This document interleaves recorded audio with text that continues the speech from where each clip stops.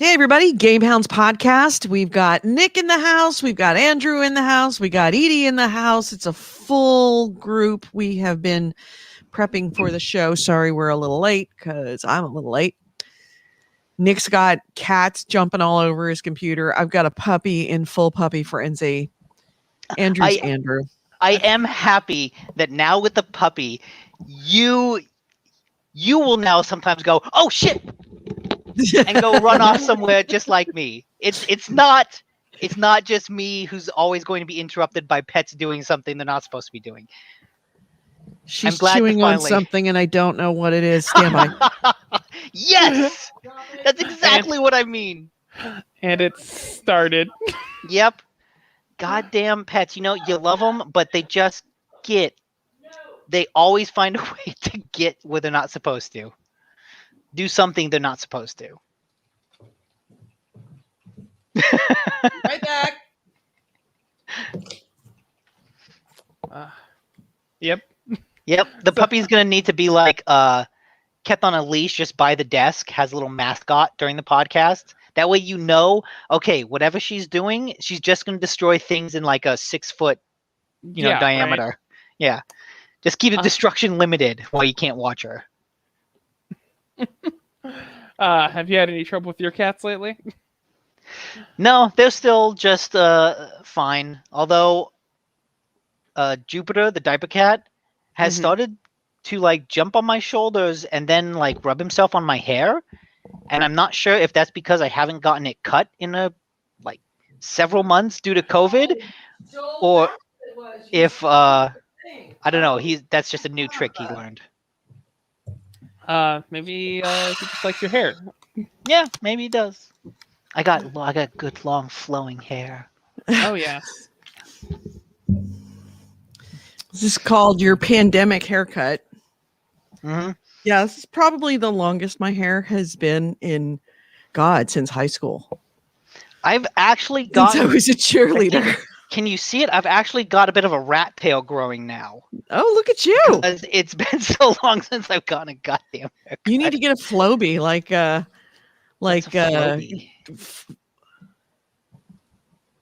You don't know what a Flowbee is?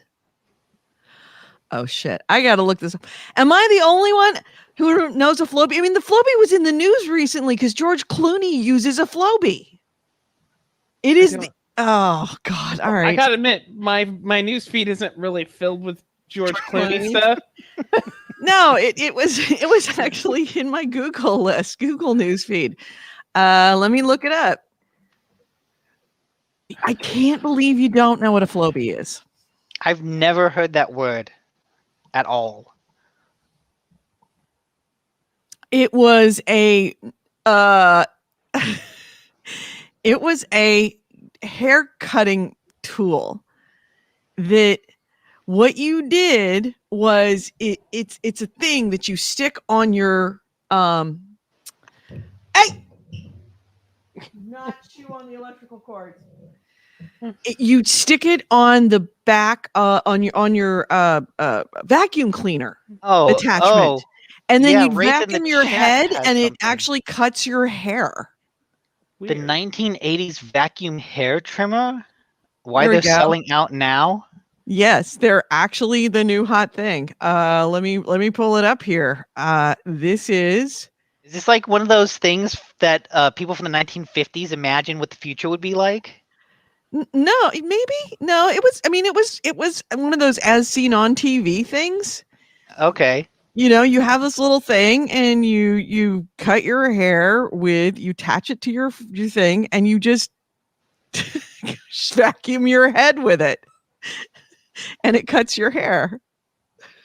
Alrighty then. And George, it kind of got into the news. Does it look good? Well, we'll see. I've never known anybody that cut their hair with a Flowbee. It was kind of a running joke about like these stupid tools we don't think we need. But dude starts out looking like that, right? Yeah. And dude ends up looking like that. Oh, wow. I mean, I guess like when you can't go see an actual barber, Yep. then it becomes pretty handy. That does not look the best. Oh, in the chat, Ryan Stevens suggested it'd be really good for dog grooming. Unless Yeah, the dog maybe. freaks out. Yeah, until the dog freaks I guess out. it depends how loud it is. Right. It's your vacuum cleaner. It is your vacuum cleaner. All the Flowbee is the attachment that you put onto your vacuum cleaner. Oh, okay. Yeah, it's just the handheld thing. That thing, that hose that he's got is the attachment on his vacuum cleaner. Okay. But there you go. There's a Flowbee cut that he cleans it up at the end, cleans up the edges. Yeah, I mean, honestly, that's what he ends up looking like after a Flowbee. Before, after. So you might think about getting a Flowbee. I'm good. It was an as seen on TV, and people were like, "That's either genius or stupid," and we can't figure out which one. Mm-hmm. Why not both? Honestly, I had never owned one, but though I knew someone who did. Everybody knew someone who owned a Flowbee. Today, that totally feels like something that would be pitched on Shark Tank. Oh, yeah. Yeah, it was a Shark Tank winner because it was iconic for the 80s was the Flowbee. That's great.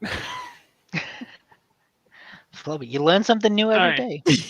So I don't know if you got my text message, but I unfortunately will have to leave early today at 6. Whenever that is. All right. Unfortunately, so what you're saying is we should start the show soon. Yes, probably. Okay, so let me sign in for the audio. I will say though, at your suggestion, Andrew, I started watching JoJo's Part 3. Yeah, as you said, that's when it gets good. In the past week, I watched all 48 episodes. That's impressive. I told you, it was everything I wanted it to be. It was just as dumb and goofy as the first 2 parts, but because they kept introducing new villains with new powers every couple episodes, and it was just fun. The first 2 parts I think kind of took themselves a little too seriously. And the third part is where it finally feels like, just with the pacing, with all the powers, with the tone, it's okay, you finally got it. You got it. Yeah, and that's what I was telling you. Everyone who's been watching that was you could skip the first 2 seasons. They're not that great, but after that, everything that's been memed, all of the hype for it is based off of the third part and above. Yeah, and I got upset because I did look up, and Part 4 and 5 are also dubbed. Well, 5 is in the process of being dubbed, but it got interrupted by COVID because they're all airing on Adult Swim. Mm-hmm. But Part 4 is not available to stream anywhere, and I don't know why. Because I think it came out last year. It's on Blu-ray. I can buy it, but it's just not available streaming anywhere. Yeah. And yeah, I thought that was very weird. But I'm glad. And let me see if I can. I saved this video. I want to try to find it. How do I look up? Oh, watch later. That's where it was. I don't know if you've watched it, but have you seen My Hero Academia? Very popular show Not in yet. anime. Okay. I've heard good things about it though. Yeah, if you like superpowers, its quality is amazing. So yeah, they're coming out. Season 5 is about to start airing here on the 27th, and it's going to start with a recap episode, just so everyone knows.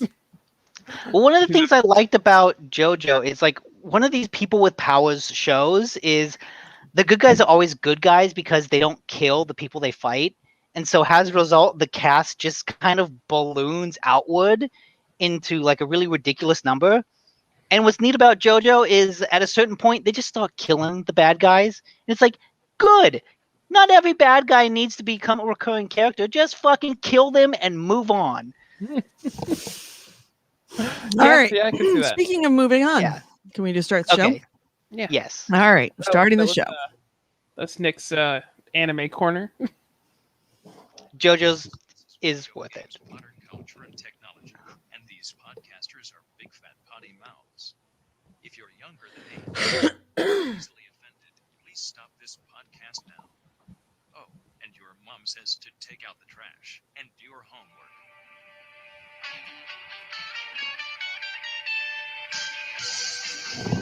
All right, mics are hot.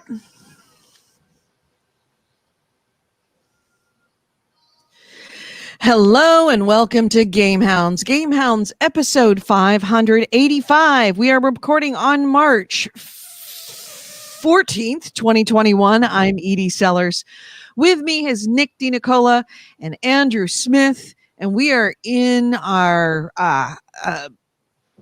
on the air, not only here live, but also on video. If you want to check us out on video, you can go to YouTube and look for our channel, the GameHounds Vids, VIDS. We're also on Twitch under the GameHounds and also on Facebook under the GameHounds. How you guys doing? Doing all right. Good. Yeah. All right. Also, don't forget, we do have a Discord. Our Discord is very active. I am there almost every night, and tonight I am probably going to start a incest game playthrough. Okay, I'm known as Wincest. You kept mentioning that on the Discord, and I've kind of been upset that I haven't been able to watch it because I went down a JoJo rabbit hole. Right. So the fact that you're going to start it now, I'm glad. I'm gonna start it now. It was just me and Blood Reaper for a while, and I'm like, for just two people, we'll just keep playing this. But I think that we're going to start tonight an incest, or also known as Wincest, line with Crusader Kings 3, and we're going to try to breed inbred, ugly humpback giants. So not just ugly, hideous. Hideous is the extreme of ugly in the game. Also, if you want to be a part of our Discord and you keep the notifications on, you'll be woken with such classics like I'm about to start some Wincest. That's it. That's all that popped up. And you just don't know. Like, you assume it's Edie, so you kind of know where it is going. But when you're foggy and you don't, yeah. And hey, I also want to point out that we have a new channel in the Discord. The channel is called Gross Supermarket Items because it's just a thing. I've for years whenever I find something particularly disgusting, some new product that just sounds all kinds of wrong, I've always sent a picture to Nick and a goalie back in the day.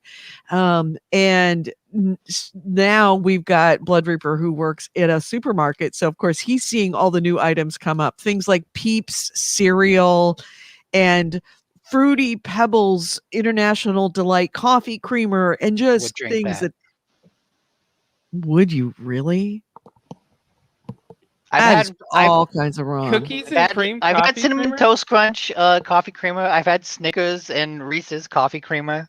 I'd pour a glass of that just to drink. Oh no, that's too much. No. Yeah, things like what is some of the more disgusting one? Fruit punch Peeps. Root beer Peeps, hot tamale Peeps, because of course it's coming. Peeps are gross. Root beer Peeps, I would try. The other ones, but root beer, I feel like is okay. Listen, I think Peeps should be stricken from the world, so they offer nothing to society. Strawberry frosted donut Oreos. Yeah, nah. Give me classic Oreos. Yeah, exactly. Don't fix vanilla. Don't fix it Oreos. if it ain't broke. Yeah, vanilla Oreos. That's all kinds of gross too. Yes, I mean. No, Oreos are Oreos. Just don't. The only thing you can change for Oreos is the filling. You don't change the cookie. Yeah, no, you've got to change the cookie. Vanilla are objectively better than the original. Mint Oreos are sort of allowed, but don't mess with an Oreo. They're perfect the way they are. Mm-mm. That's like changing baby Jesus. It really is. God did not appreciate that. Jesus is like, Fuck you, Edie. Edie has been smited. Yes. Oops. You besmirched Jesus. Just kidding.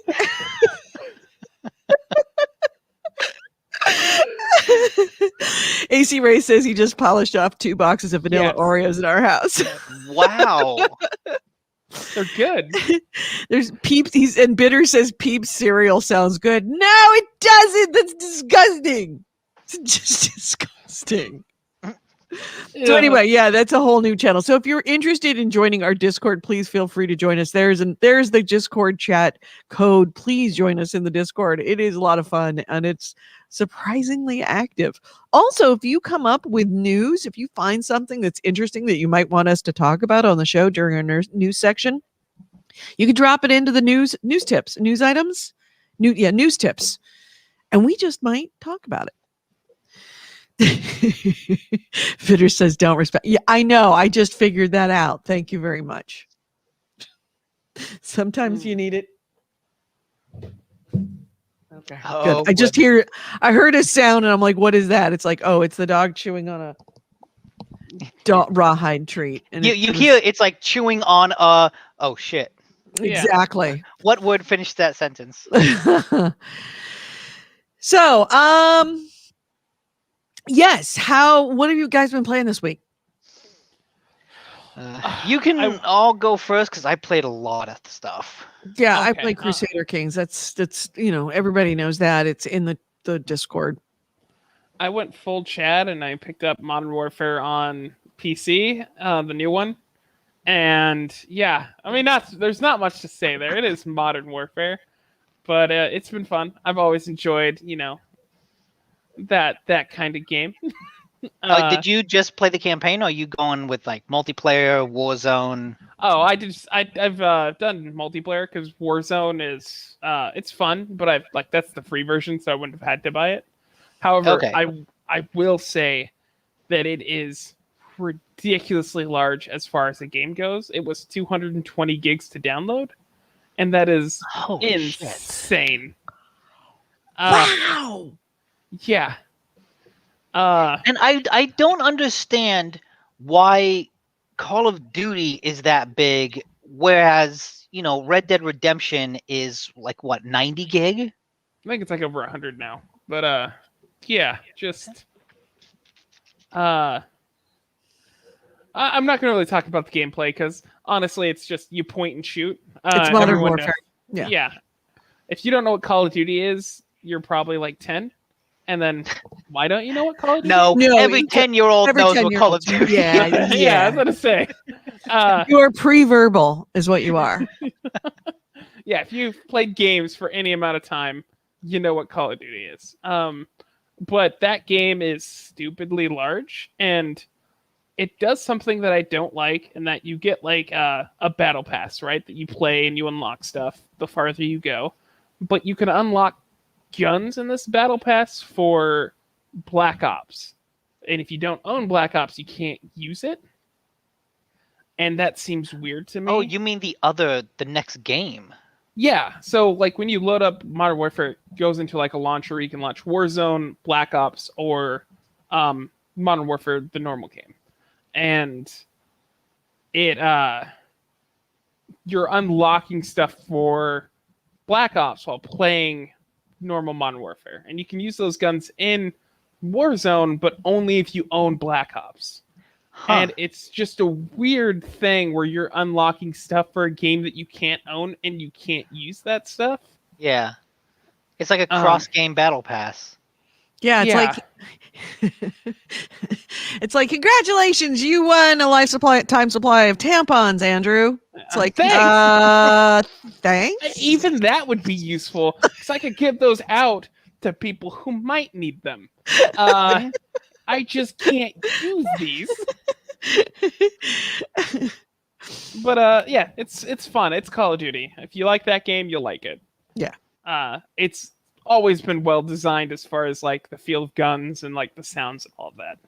But yeah, pick that up. So do you like modern? I'm going to ask the obvious dumb question that is hard to answer.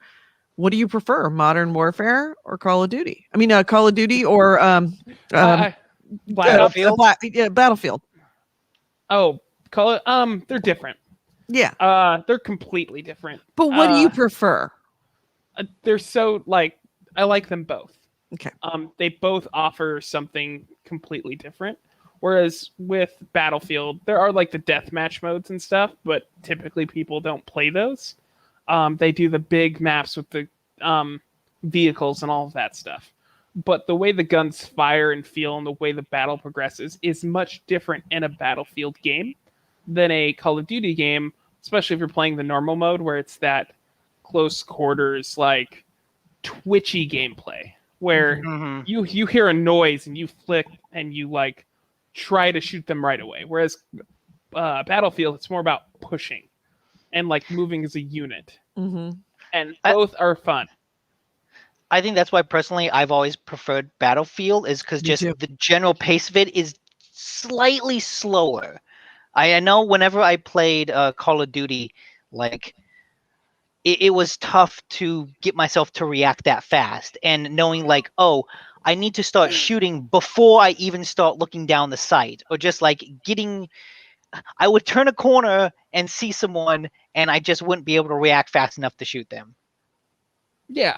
But yeah, like they're both very different games, but like, yeah, just the general pace for the most part, I can't keep up. I mean, I can do well enough, but I find it easier to keep up with Battlefield. Although and I haven't played a Call of Duty in a while, and I've really wanted to try out Modern Warfare. I've heard it's very good. Yes, it is. It's fantastic as far as like design goes. Just in general, it's great. And as Bitter Plus, yes, fence sitter.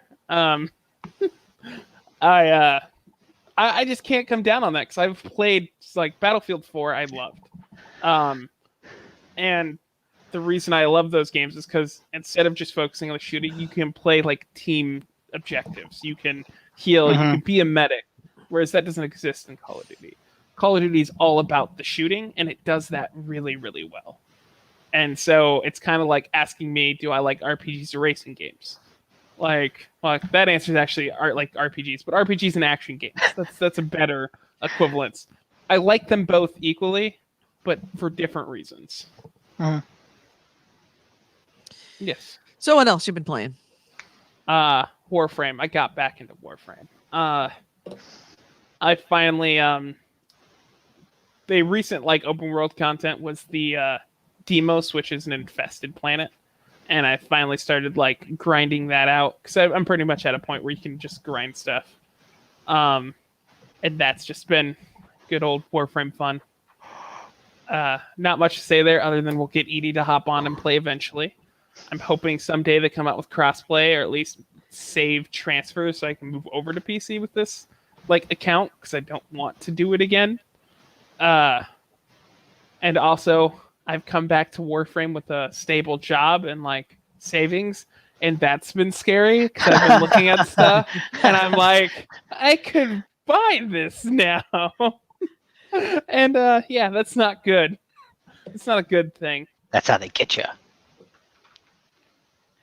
So yeah, that's gonna happen. It's gonna happen soon. I guarantee you. I know that my time of playing Crusader Kings is coming to an end. I got to jump back into Ghost of Tsushima. There's a lot of things that are kind of in the way, but yeah, I realize that I need to stop just diving into one game and one game only at a time. I need to start, like. This is not the game for you, then, Edie. Okay, well, then maybe if you like Warframe, it is that game that you're going to hop into and then never get back out of for 6 months. Because all right, well, that is making me less interested in getting into it because I've got a lot of things. I mean, I still haven't finished Valhalla. I mean, it's a 100-hour game. I know. Yeah. I still haven't. I mean, I haven't touched Valhalla in like months. I've still got Ghost of Tsushima that I've got to finish.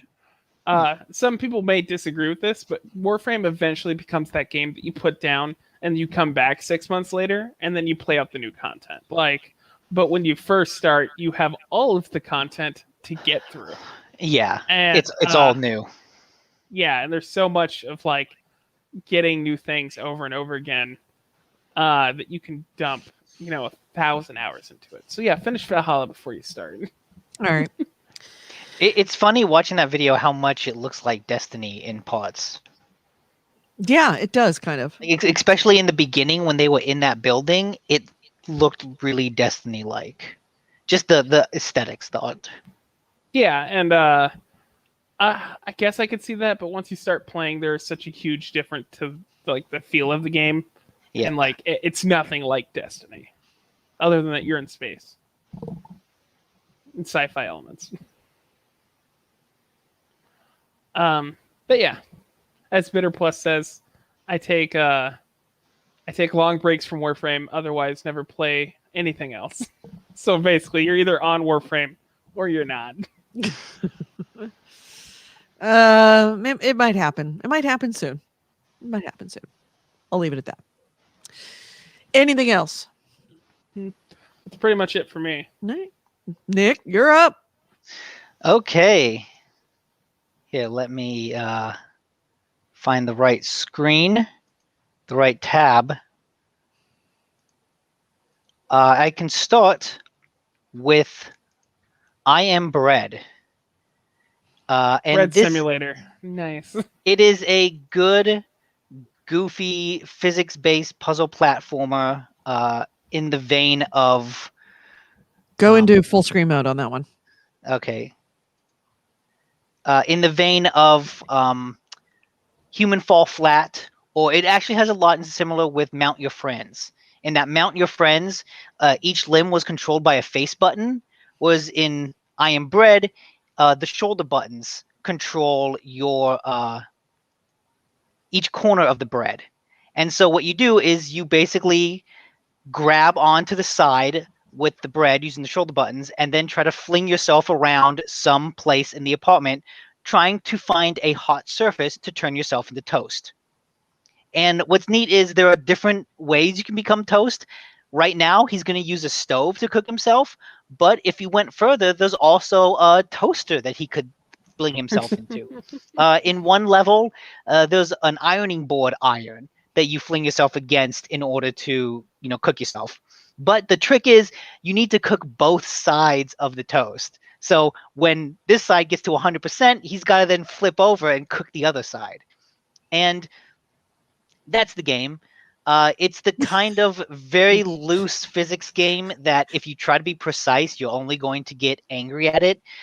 Something like Gang Beasts, Mount Your Friends, you have to just give in to the chaos. Let yourself fail and just enjoy failing in a ridiculous way. I just want to say, I'm looking far too much into a game that's about being a sentient piece of bread trying to toast yourself. This has horrifying connotations because you cook bread rubbing up against the jelly. God. Oh yeah, you get a trophy. Wrong. You get a trophy for covering both sides of yourself with jelly. Nice. Oh my God. But you're a bread who didn't get cooked long enough, so your entire goal in this universe is to cook yourself more, finding a way to cook yourself more, and until then, your life is not complete. And and see, there are bugs along that you have to try to avoid because you get scored at the end based on how edible the bread is. And so, if you walk through some bugs, you might still be able to beat the level, but you won't be very edible. Mm-hmm. But in terms of the larger implications, there is a story told in between levels, which is basically psychiatric reports of a psychiatrist talking about one of the patients who keeps blaming the bread for destroying his apartment. It's fantastic. It's basically someone saying Mr. Williams, I think he's upset at the landlord, and he keeps blaming someone for breaking into his apartment, and for some reason he suspects the bread, and I don't know what the bread is supposed to represent in his mind, but I recommend that we keep a close eye on him. That's And so, amazing. yeah, it's a good stupid game. So this is Xbox? I'm playing on PlayStation. I think it's available on everything. Okay. Pretty much. Next game? Next game is one I actually played a couple weeks ago, but never got around to talking about it. Oh, come on. Where is it? I have so many YouTube tabs open. There we go. It's called Concrete Genie. And like Full everything screen? else I've Go. There you go. like everything else I've played, it's kind of a puzzle platformer. That was my theme this week. And it's a neat game in that it uses the motion controller of the PlayStation to allow you to kind of paint on walls using this magic wand. And what's neat is you paint and create these genies. And the game actually is able to animate them and eventually like bring them out of the wall into like a 3D character in a really interesting way. Like it's a really impressive technology what they're able to do. And like right now you're watching someone make a genie. Like you can use different parts. Some are like, oh, these are ears, these are tails, but really you can just stick them on any part of the body that you want. It doesn't matter. And the game sort of automatically knows kind of how to animate each part and like make it move as if it's part of the genie. And you can see suddenly the genie comes to life. And it's a neat technology, but it's also just kind of used in service of what's a good but standard puzzle platformer. Because the rest of the game, you're going around these levels, trying to use your magic paint to kind of bring back not life into the world, but more like, oh, it's a really drab, sad world. You need to bring color back to it and happiness back. And so you're like painting murals on all these walls, turning on lights, getting rid of like this evil paint that's on there. And it's a very good puzzle platformer. What I don't kind of like though is there is kind of a story involved with these bullies. And what's frustrating is the way the game treats the bullies. Like you can paint something in front of them, or like the murals that you paint are magical. They move, like they shimmer. It's clearly something special. And these bullies, just walk by it like it's nothing. And it's like, okay, they don't really acknowledge the obvious magic in this thing, and they still just keep acting like assholes everywhere. And this is just a personal gripe, but the game keeps trying to make me sympathize with these bullies in that every time they touch the magical paintbrush, you kind of see a bit into their home life. And it's always like, oh, this person is a child of a divorce. This person's father is kind of an asshole. Oh, they've got a rough home life all the time. It's like, okay, sure, but they're still assholes. And it kept making me want to sympathize with them, and it just didn't really work. And so eventually it got to a point where like they're gonna fuck up the magic and like create an evil genie. Mhm. And I was like, oh, okay, whatever. And then the evil genie attacked the kids and started eating them. And I was like, oh, this is awesome. All right. It ate one kid, it ate another kid, grabbed another two, flew away. And they're not dead because then the game becomes having to go and rescue them. But I thought, you know what? These bullies are just assholes. And even in the face of magic, they're still assholes. As far as I'm concerned, they got what they deserved. This is a win in my book. Yeah, so I actually kind of stopped playing around there because as far as I'm concerned, I got a happy ending. You don't want to actually save them or get to the end because you're just happy with them being attacked by an evil genie. Yeah, I'm Consequences happy. of their own action. Exactly. If we learned one thing from the past year is that maybe people need consequences for their actions. So fuck those bullies. I'm glad they got eaten and kidnapped. Oh shit. I mean, I agree with that though. I mean, you could sympathize with the bullies, but I mean, they're still doing asshole things. And maybe it's supposed to make that like ending, not your ending, but the true ending, be more emotionally like cathartic and like, okay, I can saving them makes sense now. But you know, don't be a dick ever. There's like, you don't get a reason to be a dick. Yeah. I'm depraved on account of I'm deprived. That didn't work back then. It doesn't work now. Yeah. So the next game I played is another puzzle platformer called Hue. And this is more of a very standard 2D puzzle platformer. But you are basically, again, you're kind of bringing color back into the world. But the way it works is the world is black and white. And you find shades of color that allow you to change the background. And when you do that, objects in the foreground that are that same color disappear. So like in this level, you're trying to maneuver some bricks around. And there's like an orange brick. So if you make the background orange, all of a sudden those orange bricks disappear and you can run right past them. But then when you change to a purple background, suddenly the purple bricks disappear, but the orange bricks are back. And so you can use that to walk past and manipulate different objects around you in order to get past them.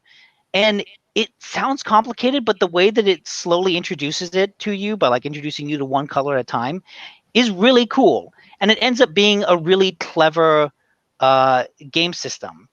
And at one point, like I think is a really good example, you're trying to get past some boulders and you need to keep changing the color of the background to match the boulders as they roll by so that you avoid them. Otherwise, you get hit and die. And yeah, it's just a really cool, simple concept that's executed really well. That's actually kind of awesome, to be honest. Yeah. I love that idea of like changing the world to get around obstacles. Yeah. And it's nice that time slows down when you go into the color switching menu so that you're able to really switch things quickly. Because like with the boulders, the space between boulders is fairly small, so you need to switch the colors fast. And so having that little bit of time slow down just gives you time to actually consciously do things smartly instead of just like mashing on the buttons and hoping you hit the right color. Yeah. I love like little platformer games like this that take a unique concept and expand upon it, and you make fun puzzles out of it. Yeah. And so what? Oh, go on. I was just gonna say, like, not that I would like to see like their ideas kind of like ripped off, but there's a lot of fun ideas that get like built up in these games that I'd like to see in other games. Like that's how you make other games more exciting with different puzzles. Is some of these things, because this in the current game, just changing the color of the environment doesn't seem that hard to put into other games in different ways. Like yeah, more puzzle games. That's all. Yeah. Next game. So, well, what's neat about Hue is that, because this leads into the other one, is that it's simple mechanics that then keep getting more and more complex because it keeps adding new ideas onto it. It keeps adding systems on top of those mechanics. A puzzle game that doesn't do that is one called Maquette, which is it just came out. It's a new game by Annapurna, which is generally like a really good developer. They and do it's really good stuff, really interesting stuff. Yeah, and it's one of the free PS Plus games for this month. It's the free game for PS5. I'll mute that. So Maquette, it takes place in like this abstract pavilion where at the center of it, you have a little model of that same pavilion. And the way it works is there are some items you can interact with. And if you drop that item sort of outside and then you go look at the little model, that item will be in the model and you can pick it up and it'll be smaller. Or you can take a small object, drop it into the model, and then when you look outside, it'll be there, but it'll be bigger. And so you can use that size manipulation to, control objects and turn things like an early example is turning a key into a bridge. Oh, interesting. That's really cool. Oh, I'm trying to find it.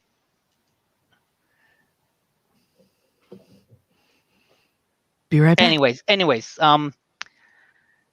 so yeah, it's a cool idea, but the problem is that size manipulation, it kind of forgets about that partway through. And like what you're doing now is you're moving around with these gems that kind of control these locked doors. And really, the size of the gems doesn't matter all that much to those puzzles.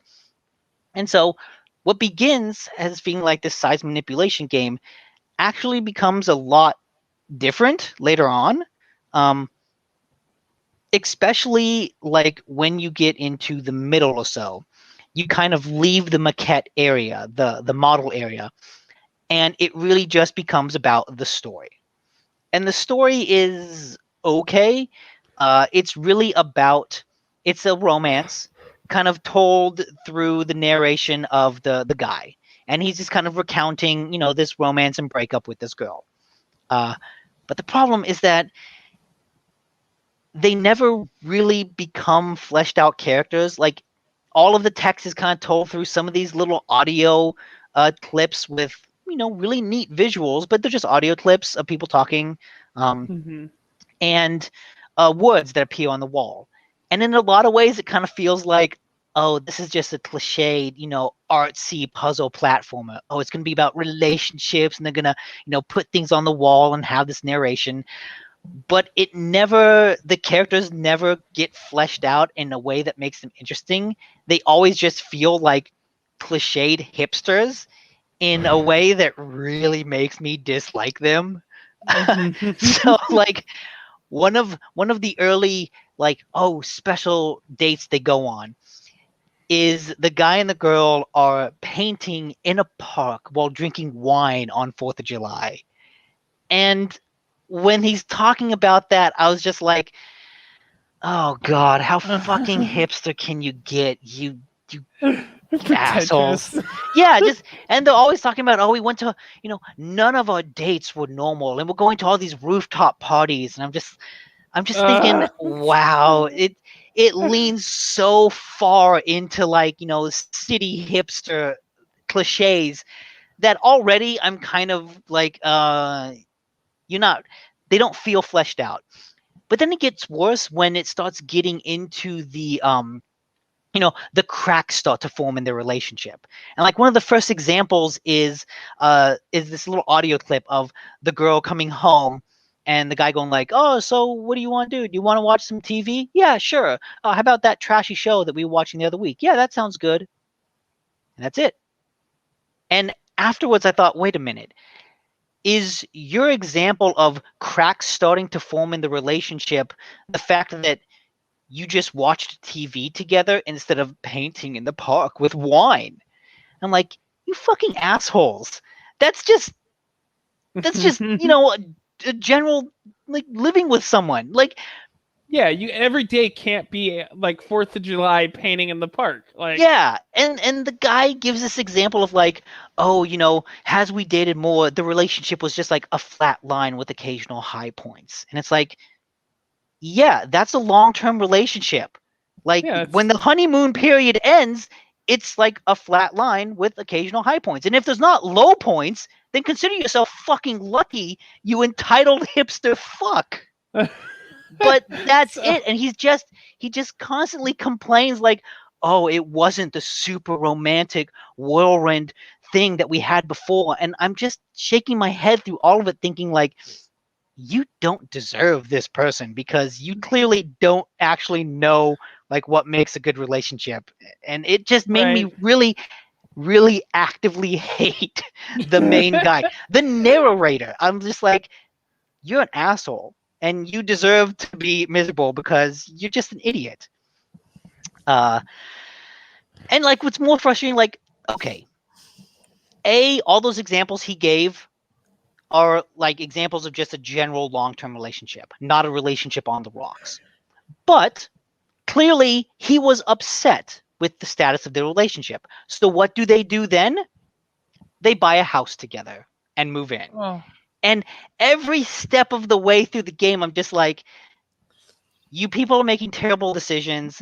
The narrator is this Let's like have a baby. That'll fix the marriage. I seriously thought it was going to go there, and I was like, I hope they don't fucking have a kid.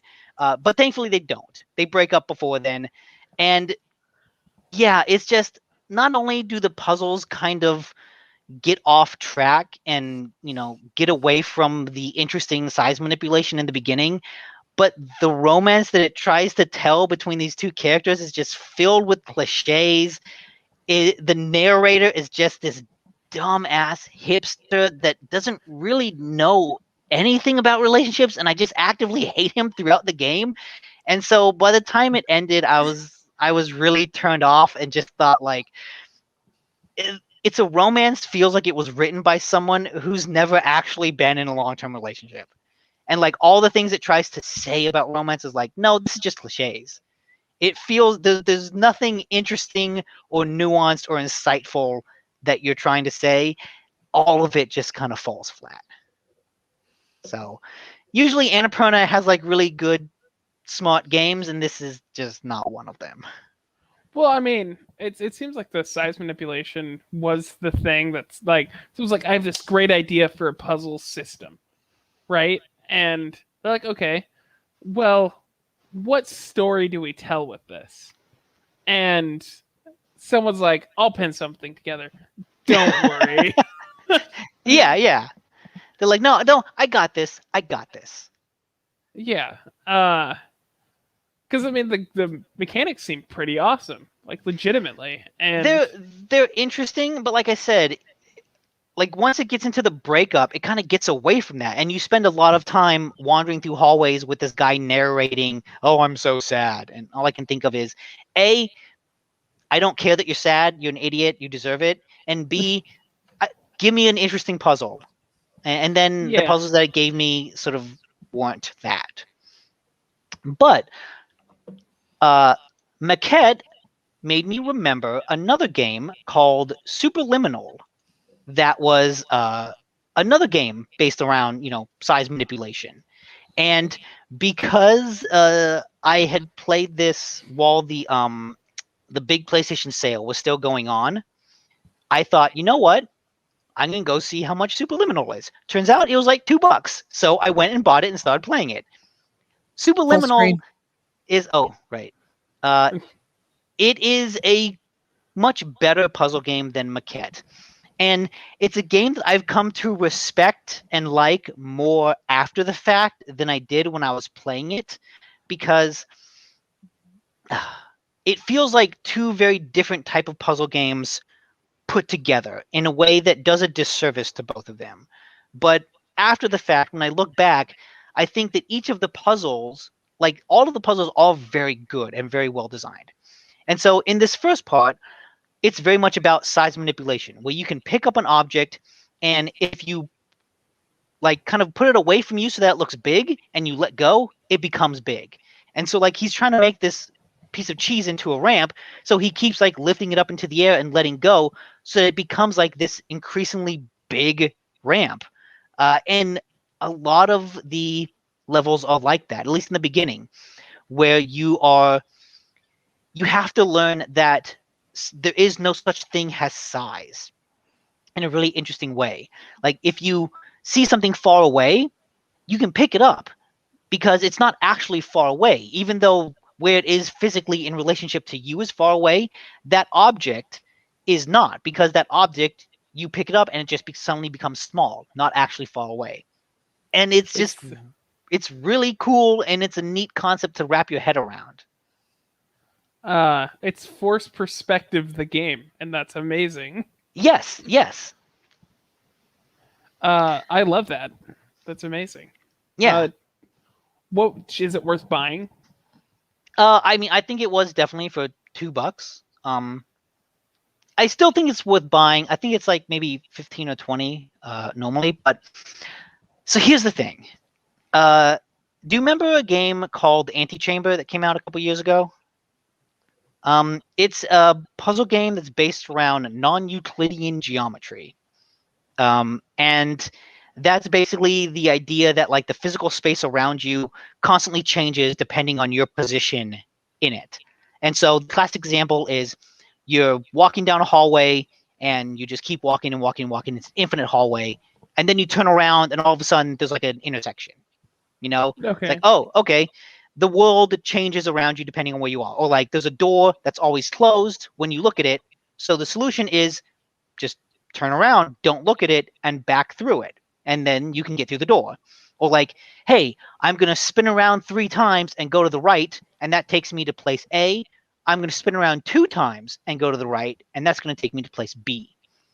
And that sort of abstract environment was what Antichamber was all about. And it was really cool because it slowly built you up to understanding that. And it started you off in small spaces. And then by the end, you were kind of navigating this open world puzzle area of just complete abstract space. But the progression helped you understand the process to get there.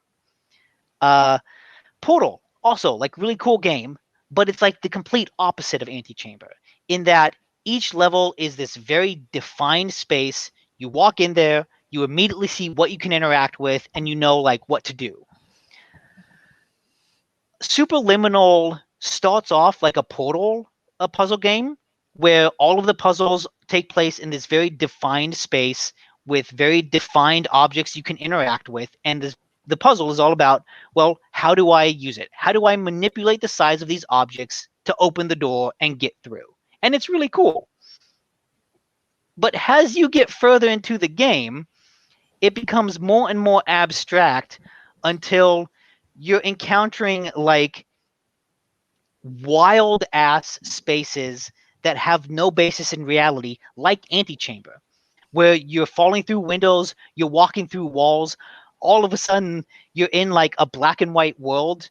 And in retrospect, those puzzles are still very well designed, but because of the progression of the game, it doesn't really give you any indication that you should expect to encounter this type of puzzle. So a lot of what happened to me is, oh, I'm walking into this room and all of a sudden, oh, wow, this area looks weird. What am I supposed to do? And it's like, I don't fucking know. Because nothing in the game up to this point has taught me or given me any indication of what I should do at this point. It's just, here's an abstract space. Find your way out. It's like, well, but I can't. Like, what the fuck do I do? And so in the moment, it was really frustrating a lot of times because I kept encountering these abstract puzzles that just had absolutely no fucking clue what to do with. So like the process of playing it was like, oh, this size manipulation puzzle is really cool. And then, wait, what the fuck am I supposed to do in this abstract space? I don't know. What do I do? I kept looking up solutions and realizing I never would have thought to do that. But after the fact, I can look back and realize, oh, these actually are very well-designed puzzles. Like, if you understand the idea of these puzzles and you realize that it's more like Antichamber than Portal, it's really good. It's just that the game didn't really properly set that up, I think. Kind of a tone shift. Yeah.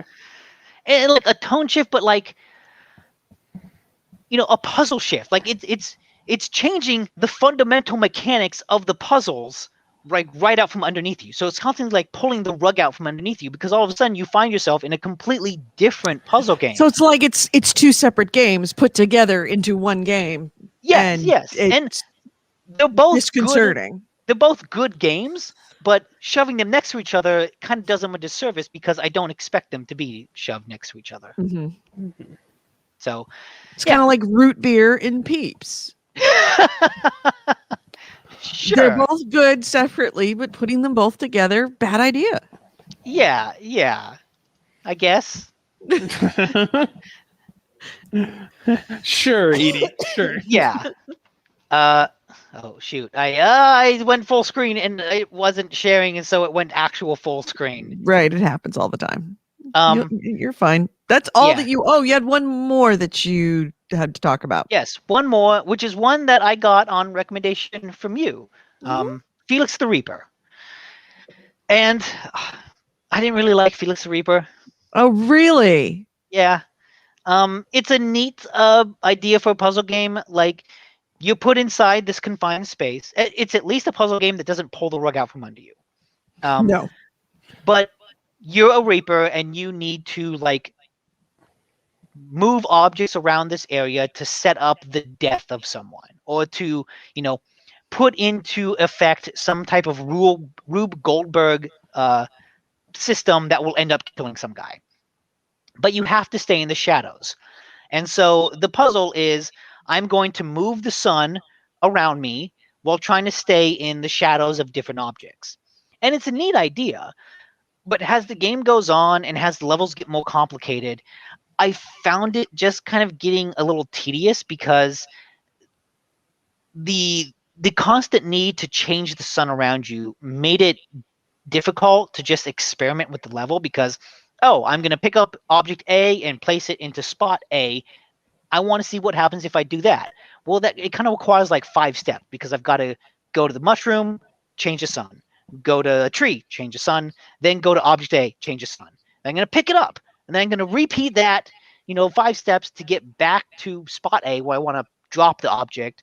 And it's that process of, because I have to change the direction of the sun after like every step in order to, stay in the shadows, just moving around the level kind of got a little tedious. And it made it hard to just, I'm going to pick up this item, drop it here, see if that works. No? Okay, I'm going to pick up this other object, drop it there, see if that works. And it's like, I want to be able to experiment easier, because if you put too many steps in between, it just kind of feels like the levels drag on and on. And then finally, I got to a level where I encountered a glitch that prevented me from solving it. Oh. I actually looked up the solution, and the solution is, like, pick up this object and drop it down a well. And I watched the video. I watched the guy pick up the object, click on the well, and Felix just dropped it on there. But in my game, he wouldn't do that. Every time I picked up the object and clicked on the well, Felix would just shake his head like, no, I can't do that. And I kept almost like one of those hidden object things you find in a magazine, looking from the video to my screen, to the video to my screen, trying to figure out what's different. And nothing was different. And so at that point, I didn't feel like restarting the level and going through all those steps again, because, like I said, I kind of found it a little tedious. And so I thought, I'm done with Felix. But it's not necessarily a bad game. It's just a puzzle game that I think didn't click for me. Well, I mean, if I think the idea of like a Rube Goldberg-esque puzzle game would be great. Mm-hmm. Setting up different things so that when it all goes right, like, you're not even there. I would love to see that, but I can see where Nick's coming from, where, like, to get to that point, to try different things, you have to follow a set path would kind of suck. Yeah. Right. And that is very much what this is. And like I mentioned Portal before, one of the neat things about Portal is it's so easy to experiment in those levels, because it's just like, I'm going to shoot a portal there and there, and I'm going to jump through and see what happens. And it's very easy to just kind of fuck around. There's no limit to that. And Felix Reaper feels like it's always limiting your ability to fuck around. Yeah, and I can see how that could be a turnoff, because like, I'm thinking about it and I'm kind of thinking the same way, where it's, you have to follow the set path, and maybe that makes designing the puzzles a little easier. But yeah, if you have to go through 5 steps to try one new thing, that's not as cool. Yeah. So those are all the games I played this week. That's a lot. It's a lot. But like I said, I got like 13 games on sale during that indie sale. So I've still got like 6 other games to play this week. So, I'm surprised you even played them. Yeah, I'm impressed. I did it because last week you said, you were like, oh, you're not going to play all those games. And I was like, no. Fuck you, Andrew. yes I am. I am going to play as many of these fucking games as Every I time can. that you loaded one up, you're like, fuck you, Edie. Load up another game. I can see Every it. time. At one point, I was like, I'm just going to play a game a day. Thankfully, they were all short. Like, I finished Maquette and Superliminal in a single setting. And then other games like I Am Bread, I didn't finish. Hue, I didn't finish. But I do want to go back to them.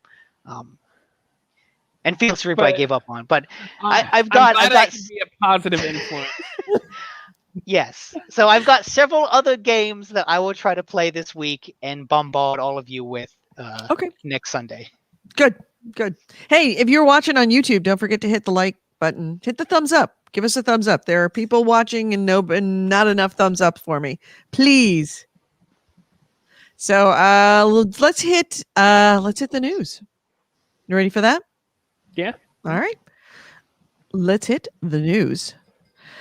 This is the GameHounds news, the news, views, and commentary of the week in gaming with Gamer Edie, Nick DiNicola, and Andrew Smith. And the first item is... I'm going to start with the below the fold, the Genshin Impact story. Oh, really? Are you going to do that? No. We can go to I just want to throw it out there and get it done with. All right. Start out with the below the folds. Fine. For all of our Chinese listeners, the Genshin Impact KFC crossover event, which is a word I never thought I would say, has been shut down in China due to COVID-19 concerns. And jokes aside about it being in China and not really having viewers for that and being interesting, I wanted to bring this up just because the idea of an anime mobile game, having a crossover with a major fast food brand is hilarious to me. And there's even supposed to be in-game KFC-based items in Genshin Impact to promote this. And I just want to say the future is weird. And I am for it. Yeah. I wonder if that's do we know what the in-game items are? Is it oh, you get an extra crispy chicken that, heals you double instead of the normal chicken that you find? That makes sense, but I was expecting here's a chicken leg as a sword.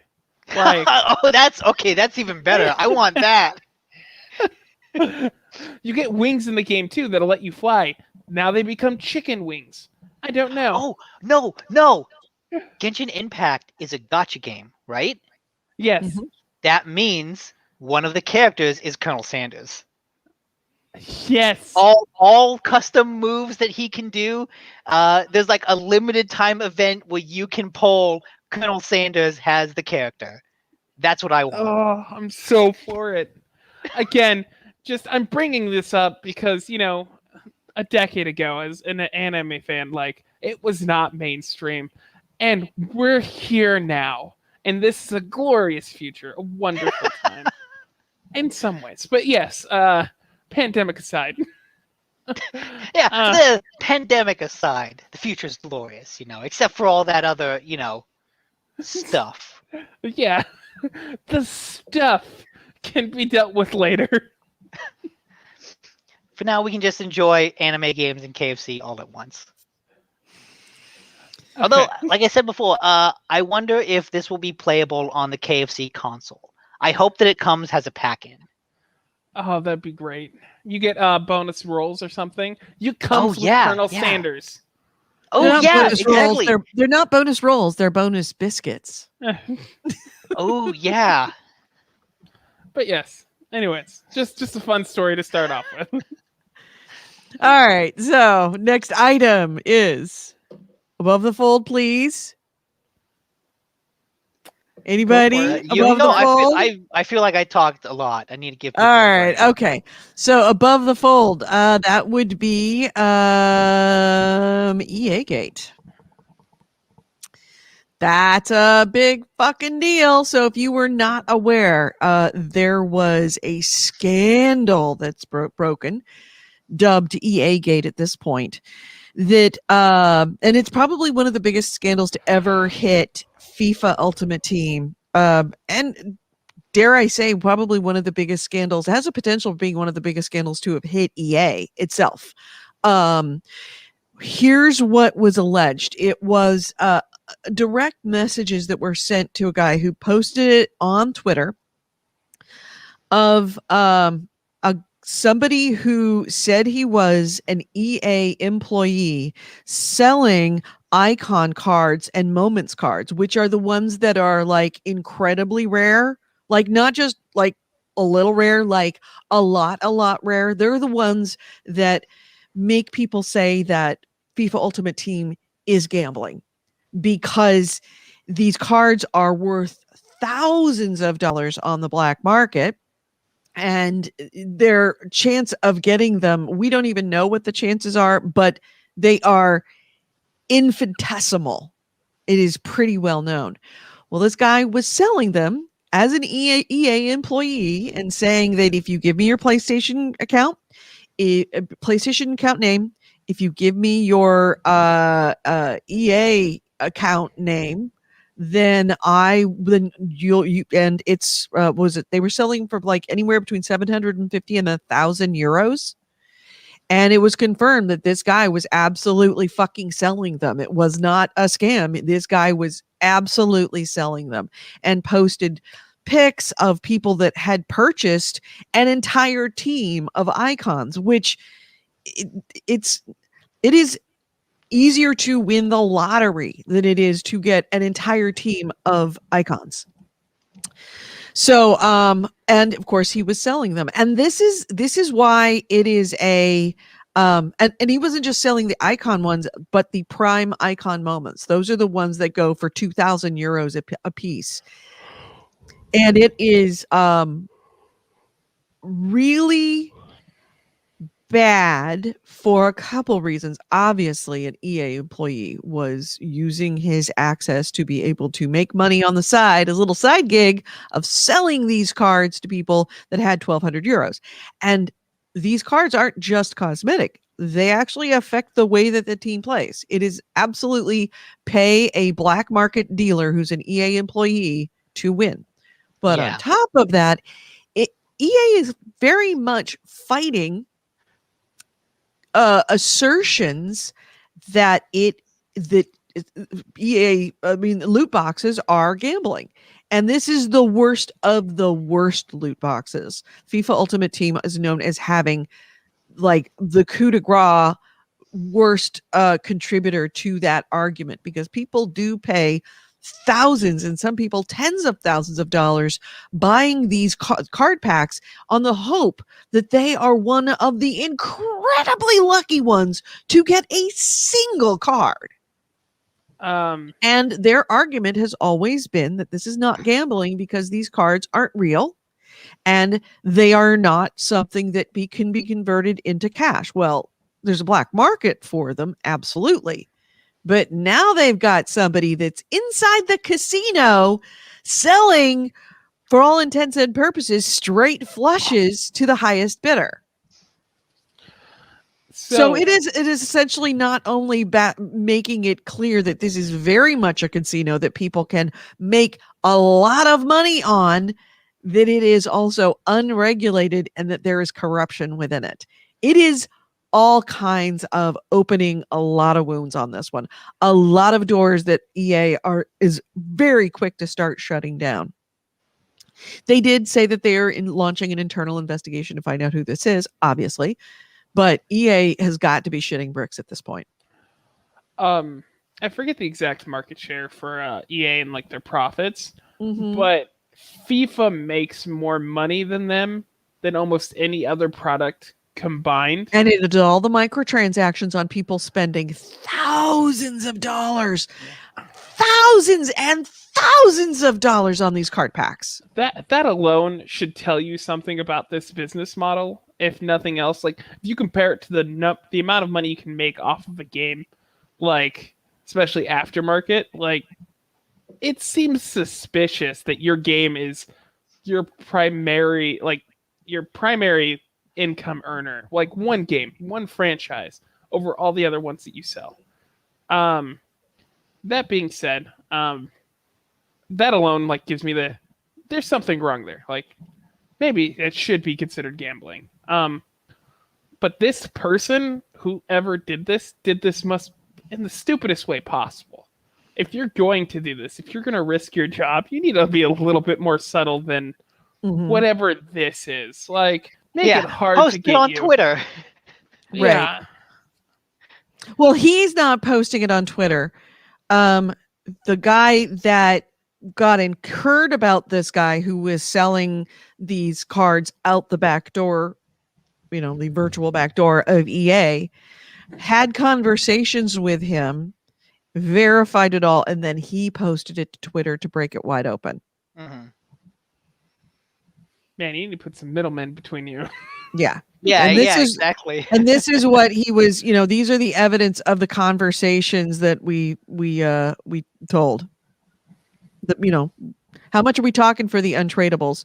1,000 euros for 2 moments, 1,400 euros for 3 moments, 1,700 for 3 moments, and 2 something of the years. Yeah, I'm not sure what that means. TOTYS. Some type of special card. Like probably, the tier lower. Did they find out who was selling this? Like, because there's an internal investigation. Yeah. That's all we know. They haven't said that. They probably won't announce that, we've stopped this person from doing it. It's just gonna, all of a sudden that market dries up. Right. Yeah. And people on Twitter are absolutely upset about it. For example, this guy says we grind, trade, open packs, and can't touch these PIM players, but EA employees sell them to people secretly for $1,700. LOL. I respect the grind, but my God, it is exploding on internet, on Twitter, of people being pissed off about this. I guess I don't really know enough about game development, but it seems like you should be able to track the number of cards that exist like in the game state at any time. Mm-hmm. Like typically how many are pulled and such. How would you not know if like this number went up? Was he just not selling enough to make a difference? Mm-hmm. I don't know. Yeah. And this isn't recent. Apparently this guy, the guy that did the research on this, that was alerted to it and talked to him, it's been going on for years, not just days, not just weeks, years. This guy has been selling these things. So there is an update from EA. I just noticed, and let me get to it so I can show it to you. This is from out of EA. It says, earlier this week, we were made aware of suspicious activity relating to the highly rated content in FIFA Ultimate Team. We learned that FIFA Ultimate Team items were granted to individual accounts that did not earn them through gameplay, i.e. opening a pack, purchasing through a transfer market, completing a reward challenge, or other engagement, i.e. viewing a Twitch broadcast.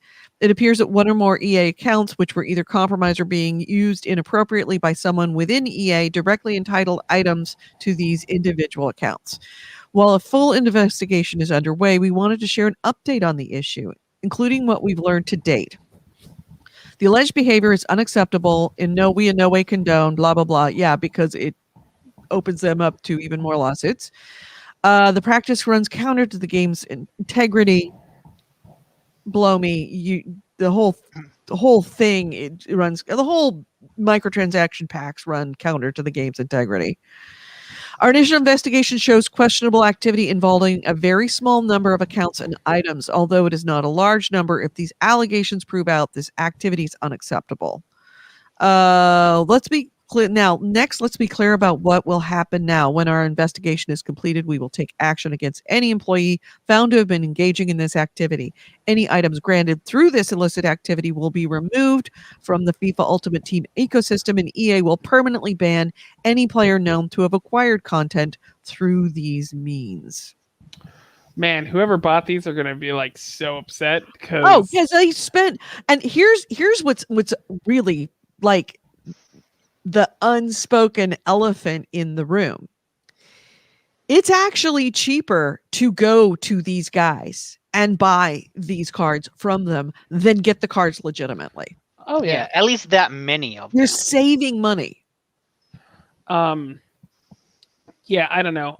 They should be pretty easy to find, I think, just because it has to be somebody who's access to accounts, somebody who has access to like the production codes for these cards or whatever, however they like market them or like entitle them to player accounts.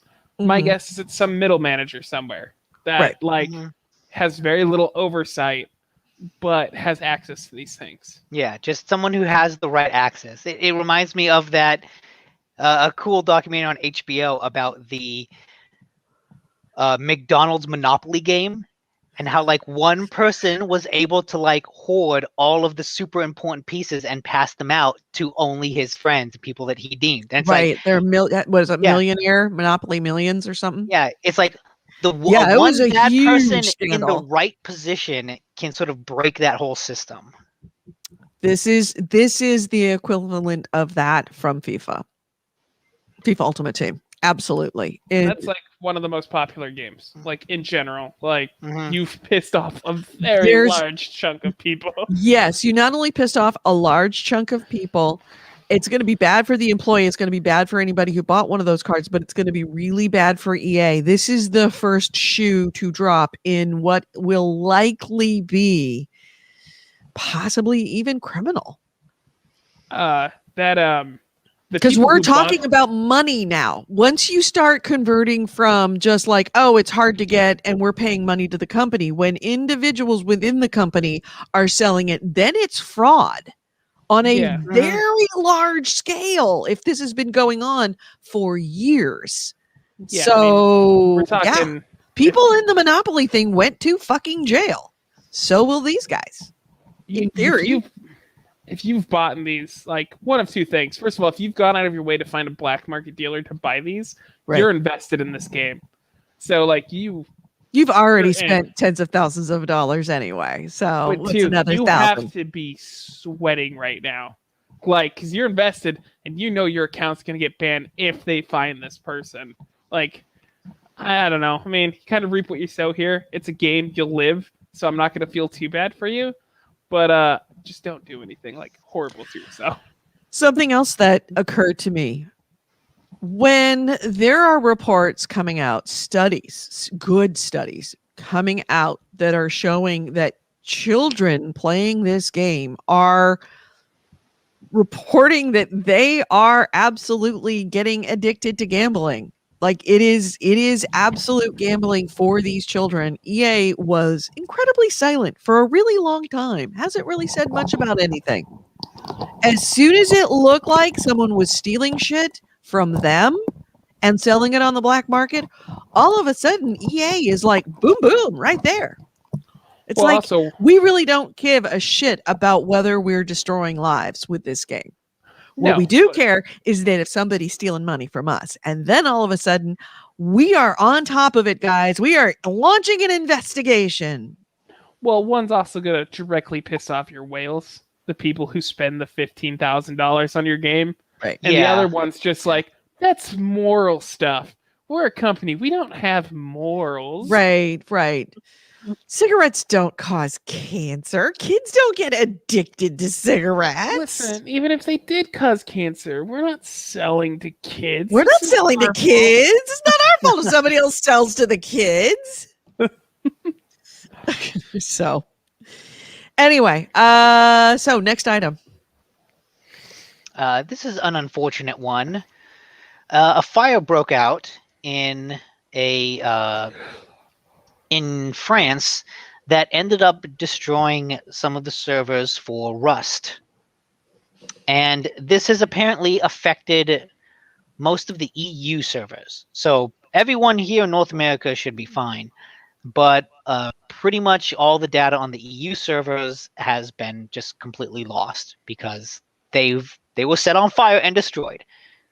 Well, not set on fire. Thankfully, it wasn't like an arson. It was just an accidental fire that happened next door that then hopped to the server farm, destroyed it. So it's just an unfortunate accident. But Face Punch, the developer of Rust, is bringing new servers back online already. By now, they should already have stuff online. But, anyone in Europe who was a Rust player is going to start the game from scratch. Yes, the cloud, just someone else's computers. And this is an example of that. This sucks because, I mean, just like with the FIFA, there are a lot of people who are very invested into Rust. Like you have, depending on how much this affected other people,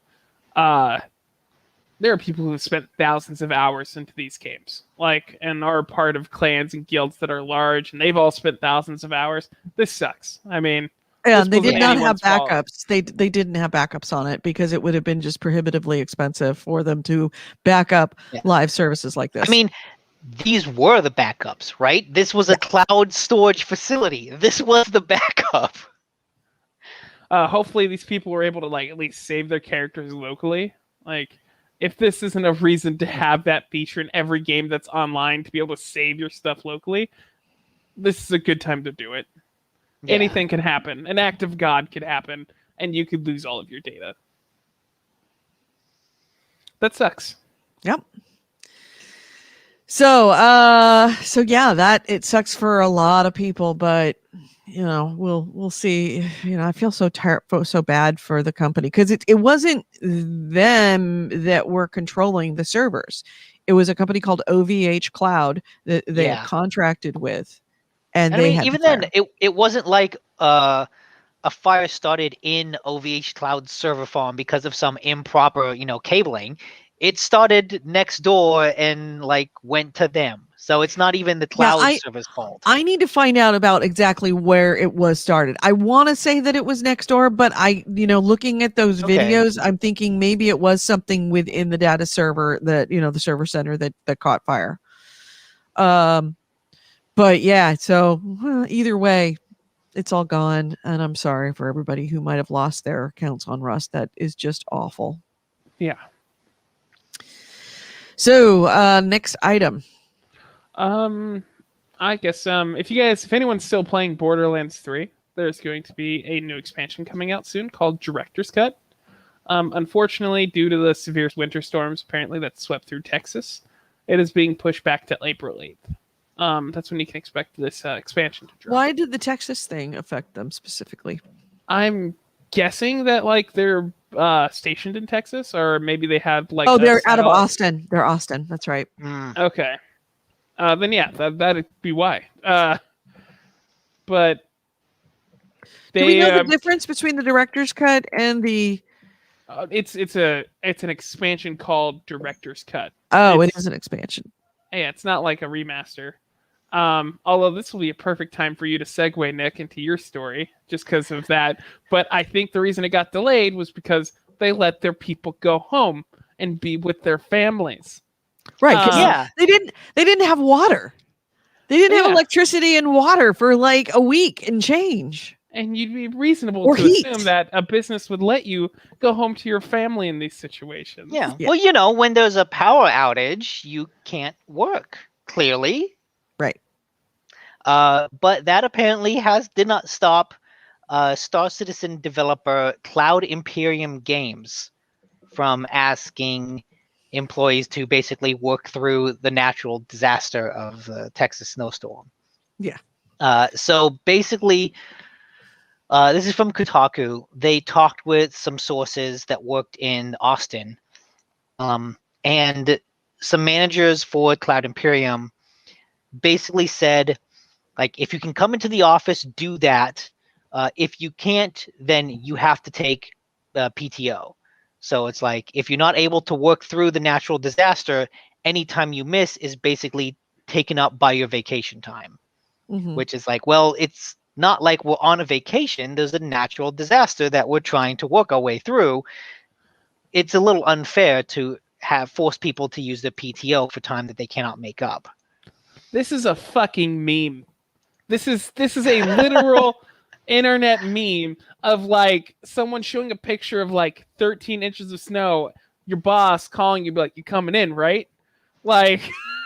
This is a meme. Yeah. Why are you doing this? And so we lost Nick's audio. Can you hear him?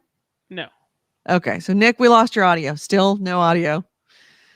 Everybody, no audio, but you can look at the puppy. Hey, puppies, everybody. Puppies. We got puppies. Oh, there we go. Okay. Yay for puppies. All right. The Kotaku article specifically mentions that other developers like EA, Asper Media, Certain Affinity, and Alchemy temporarily shut down. and other EA places in Gearbox didn't fully suspend operations, but did provide resources for employees, including put them up in a hotel, help them get emergency fucking supplies, warming centers, like warming centers with a working toilet. That's what a lot of people didn't even have for sometimes, some of them 2 weeks. Yeah. And Star Citizen was just like, nah, fuck that. Like, this is either going to come out of your vacation days or you come in. Like, yeah. And the management team has basically said, like, their excuse is, oh, we didn't realize how bad it was, which feels like a poor excuse considering, like, anyone who turned on the TV during that time could see that, oh, wow, this is really bad. And then this is your business. It's directly affected by it. Like, you can find that info if you're even slightly Did you curious. ask any of your employees down in Texas if that was a problem? Maybe you should have asked one of them. Because I can guarantee you they would have told you this is not a little thing. FEMA was called out. The president declared it a natural disaster. How do you miss that? Turn on your fucking television, asshole. No, Edie, he can't because his power's out. Well, the manager, working someplace else, his TV still works. So funny. How'd they make the phone call? Yeah. How'd they send the email? How did anybody get the email? So yes, we're on generator power right now. We've sent this out. Hopefully they get it. And so, this is really, really disheartening because, Star Citizen is so close to being launched that, they have to work through this in order to get it released in a timely manner. Right. Yeah, right? Yeah. Like, I mean, it'd be a shame if it kept getting delayed or, missing Heaven promises. forbid. Now, at least this it's year, totally right around the corner. At least this year and last year, they can be like, COVID set it back on our promises. Yeah. And then we had that blackout. That totally delayed our Yeah, work. that's the ticket. But you can still buy ships. You can still spend thousands of dollars on a spaceship and just hope that a fire doesn't break out somewhere and erase the data. Right. Yeah, that too. All right. So my next item is let's see. What have I got? Strauss Zelnick. Your sassy, sexy developer. Head of Take-Two, right? Take-Two. Yes. He had a conference with Morgan Stanley this week, and he said, by the way, keep in mind, this is Strauss Zelnick, an incredibly rich person. He reaffirmed Take-Two's stance that $70, the people are ready. You and I are ready to pay $70 for a game. He says, in terms of pricing, we announced $70 price point for NBA 2K21. Our view is that we're offering an extraordinary array of experiences and lots of replayability. The last time there was a frontline price increase in the US was back in 2005, 2006. So we think consumers are ready for it. Oh my God. Like, this is simple marketing. Like, there is nothing about that statement that is correct. Like, nothing. Nothing. But he's not wrong that there hasn't been a price increase since that time. That's true. It's a tricky area because, like, what he's saying is not wrong, but it's also the games not recognizing that it's like back in 2005, 2006, there was no such things as season passes that you had to pay extra for, or downloadable content that you had to pay extra for, or microtransactions that you had to pay money for. Are you telling me that you haven't made more than $70 off of Grand Theft per download off of Grand Theft Auto 5? So the frustrating and to thing use about NBA this, 2K21, which is the worst possible game you could use as an that is just an absolute just a joke. That's the thing. That's the frustrating thing, is that I think taken like just the basics of his statement, like he's not wrong. $70 for a game, sure. Some games should totally be $70, and that's fine. Like I think that's a fair thing to ask. But NBA 2K, whatever, a game that is notoriously packed with microtransactions and like literally unskippable ads in the middle of a game, it is one of the single worst examples of a game being affected by like advertising and microtransactions and all that bullshit. And so to charge $70 for that feels insulting. If he had come out and said, hey, here's Grand Theft Auto 6 that's $70, no one would complain. There might be some people complaining, sure, but everyone would be like, okay, that's fair. But doing it for NBA, like $70 is a fair price to ask, but it all depends on the game. I remember way back several months ago, the game Destruction All-Stars was supposed to be a launch game for PS5, and it was going to be $70. Then they delayed it, and it came out in February as a free PS Plus game. That game is an awesome free PS Plus game. It's absolutely not a $70 game. Nothing about it feels that expansive. On the other hand, Demon's Souls does feel expansive enough to be a $70 game. And I paid that gladly. But, you know, he's it's like the right fight, but the wrong location. Yeah. And also not taking into account that if he didn't even mention the fact that there are differences in the revenue streams for these games, huge differences in the revenue streams available to developers back in 2005, 2006. You want to go back to 2005, 2006 games? Back when, okay, great, make it $70, but you don't get to charge us for season passes or downloadable content or microtransactions or take out all the advertising, all of that. Go right back. But you don't get to charge $70 for the game and then continue to add in all of these different ways that you are nickel and diming us so that we're spending hundreds of dollars a game. I mean, look at FIFA, for example. We're talking about literally tens of thousands of dollars on that game. That's the thing. Like, this $10 increase just feels like a nickel and diming. It doesn't feel like it's some substantial increase because it's not like you said, there's so much other sources of revenue that you can do for a game. It doesn't feel like this is helping. I just want to start with like something I've been holding to say now. 2K sucks, so that's clear. Fuck 2K. I do not like them as a publisher. I think they're shitty to their developers for the most part. That being said, I mean, we've discussed whether or not like the development for games has increased over the years, and it has just based off of inflation. But like, unless we're going to go out of our way to write a paper, like a college level essay to get the research for this, I don't think we'll know for sure. But the way you market this isn't, man, we're so good, give us more money. We're giving you such a good project, give us more money. Market it as an increase to development. Like, hey, over the years, gaming has expanded. We need more tools. We need more people. This $10 increase is to match market conditions. Instead, they're just like, no, we're fucking great. You're ready to pay us more money. Like, it so bothers me that he's choosing NBA because Sony before the PlayStation even came out, they said that like from now on going forwards, the Sony first party games are going to be $70. And like that was true for Demon's Souls. I know Miles Morales was $10 higher. It was like $50 instead of $40.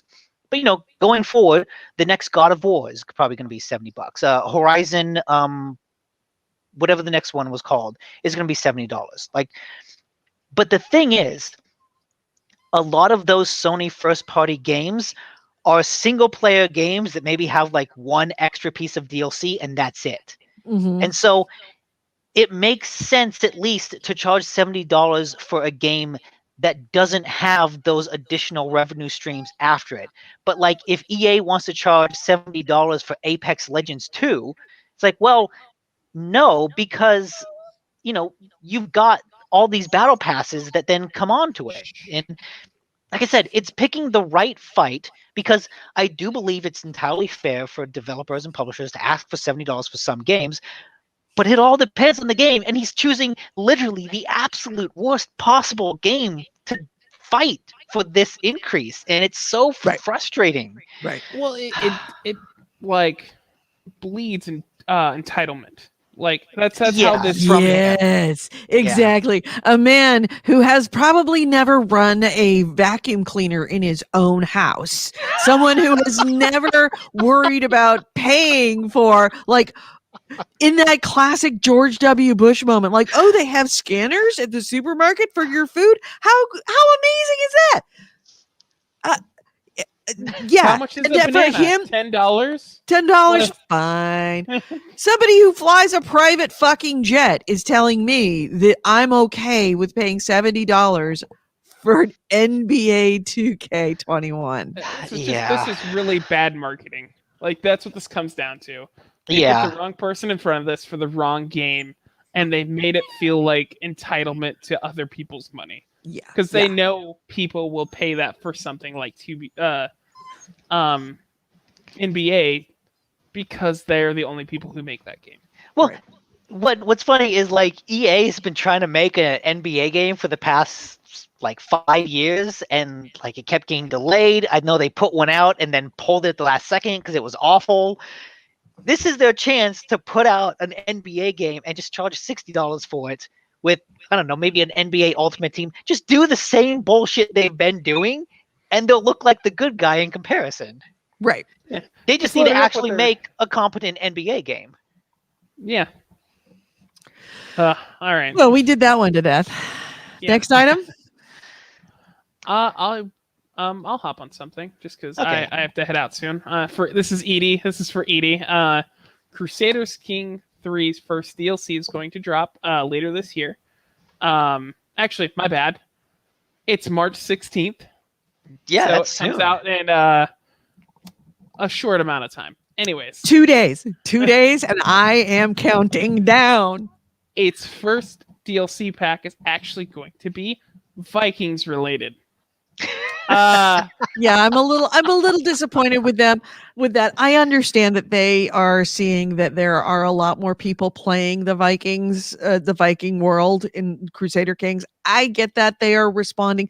There's a part of me that is disappointed that it's like, I really wish you'd have done something not Vikings, because the Vikings have kind of been done to death, but at the same time, they are giving people more what they want because they know what people are playing, and they're finding that people are playing a lot of the Viking Crusades, a lot of Viking related, Northern Scandinavian stuff.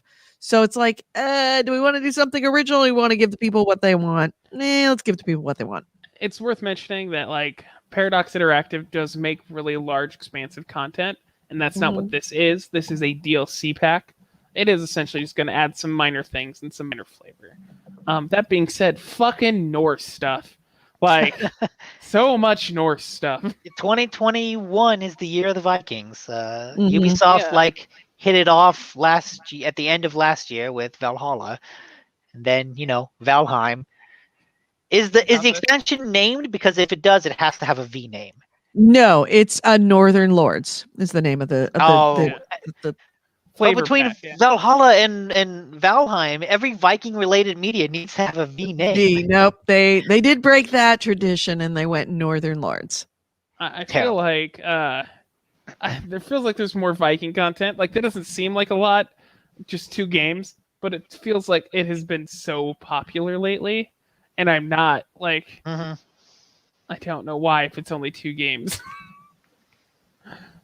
2 games in fairly quick succession, like a couple months. Mm-hmm. Yep. Fair.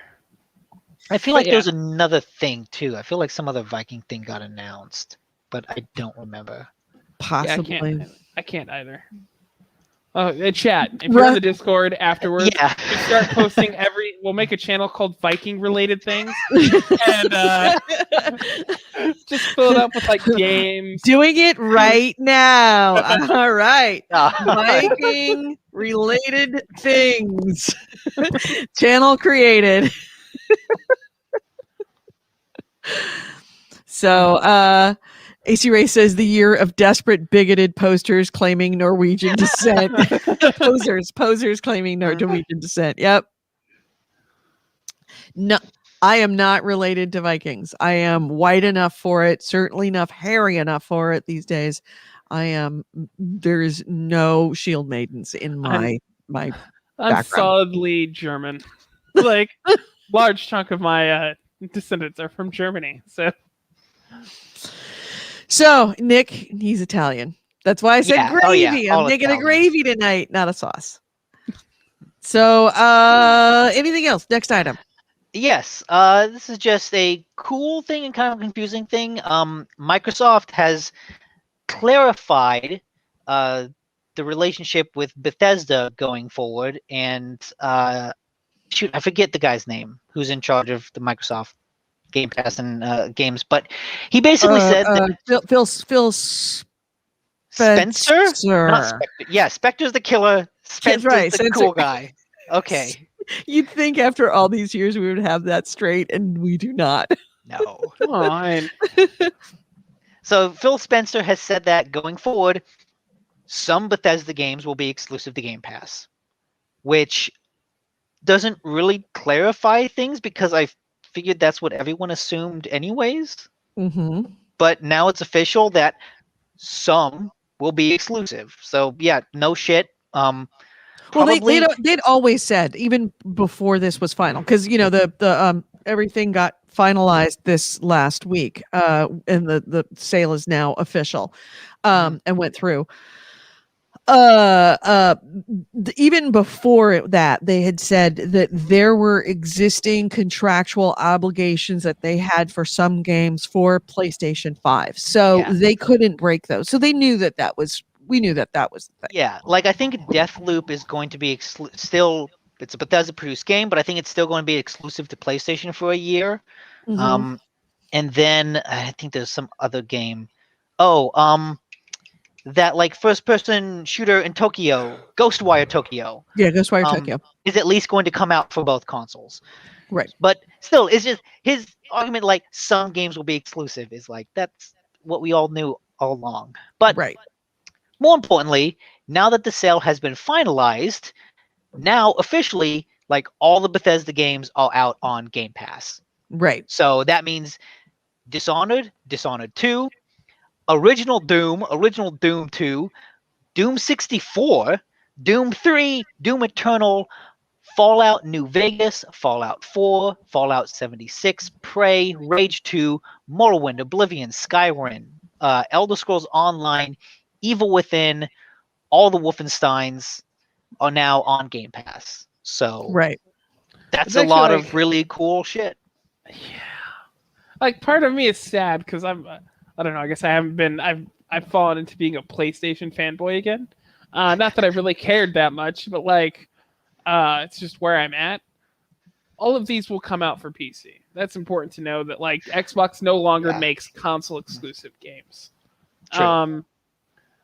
It's basically PlayStation won't get it. And that makes me sad. I don't know. Bethesda is that thing that you grew up with that was everywhere. Like it was on all the consoles. It was its own thing. And to be attached to Xbox now makes me slightly sad inside, and I can't really explain it.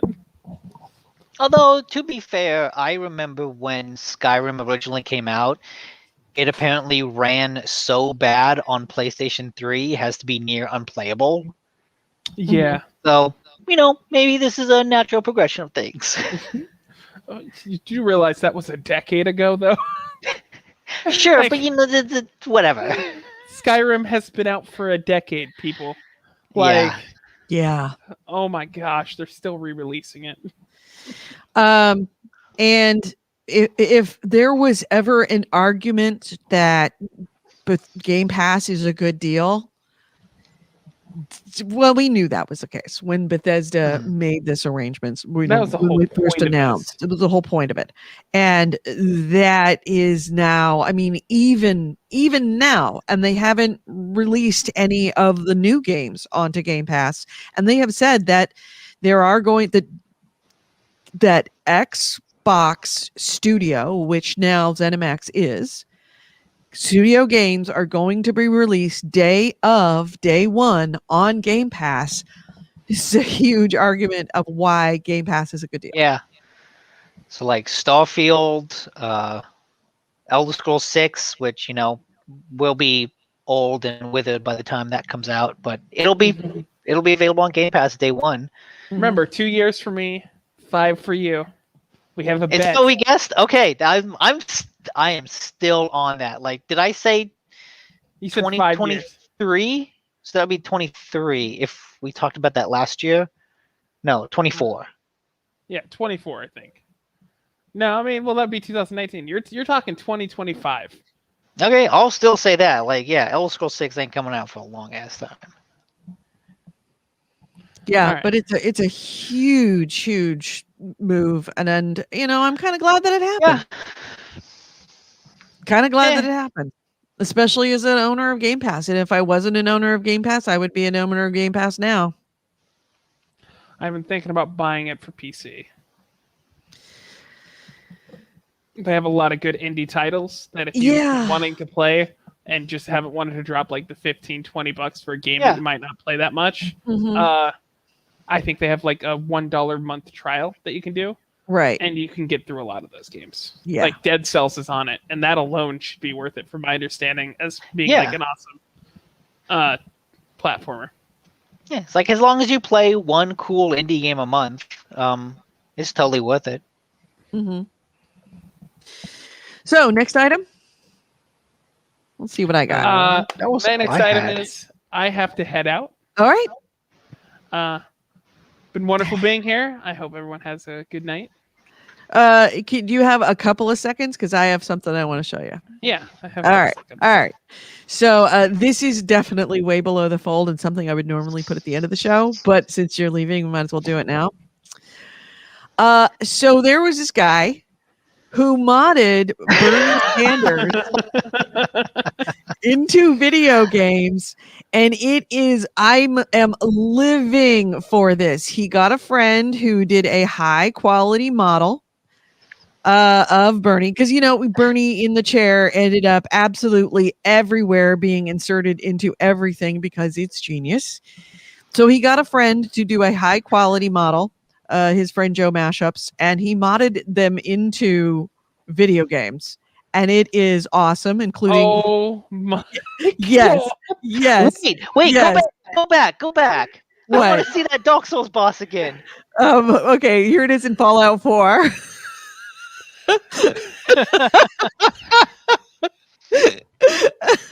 It is beyond funny when the Bernies start coming after him. For the listeners who are just listening from audio. That's right. An army of Bernies of various sizes and shapes. Sitting in the chair with his, the Bernie meme. That's important. It's not just like any Bernie Sanders. If you want to look it up on YouTube, it is called I modded Bernie Sanders into every video game. Let's see what else. They also had him as Giant Bernie Sanders as one of the, I guess that would have been one of the Death Claws. Yeah, I think so. Maybe, yeah, that's a huge Bernie. Let's see. This is modded into Resident Evil 7. He's the evil family that kidnapped people. Like the entire family. Yeah. No. Every single member of the family is Bernie Sanders. Let's see what else we have here. Let's see. I saw Battlefront 2. He was playing Darth Maul as Bernie Sanders. Let's see. Stop. Let's see. This is that's still Resident Evil. Resident Evil. All right. That's Skyrim. Skyrim. Yeah. A little bit further ahead is Skyrim. Here it comes. Come on. There we go. Skyrim. Perfect place is just you open your eyes and you see Bernie Sanders. Everybody in the cart is Bernie Sanders. Oh God! Imagine if everyone in that game is Bernie Sanders. How would you tell them apart? It is everyone in the game. Oh, jeez.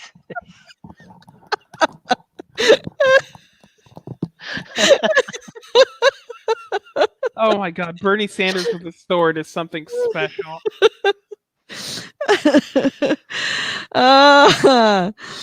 No, even the dragon is Bernie Sanders. Yeah, this guy is absolute genius. This takes work, by the way, people. Like, it does. It's an impressive amount of work. Let's see what else. Is this Dark Souls? Oh, yep, this is Dark Souls. Dark Souls Bernie. He's playing the asylum demon. You just run from something like that. You can't fight it. Yeah, absolutely. Yeah. You don't fight Bernie Sanders. You just flee.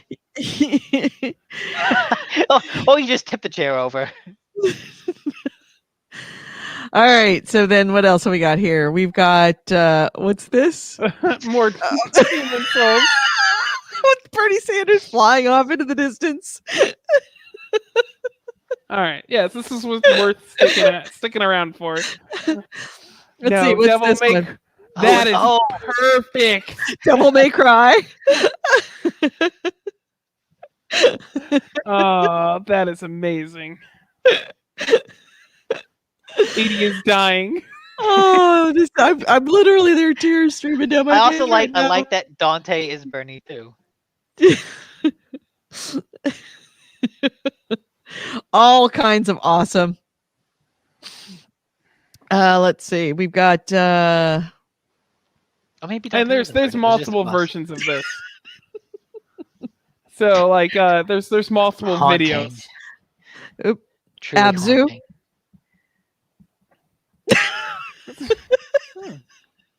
That's such a peaceful Bernie.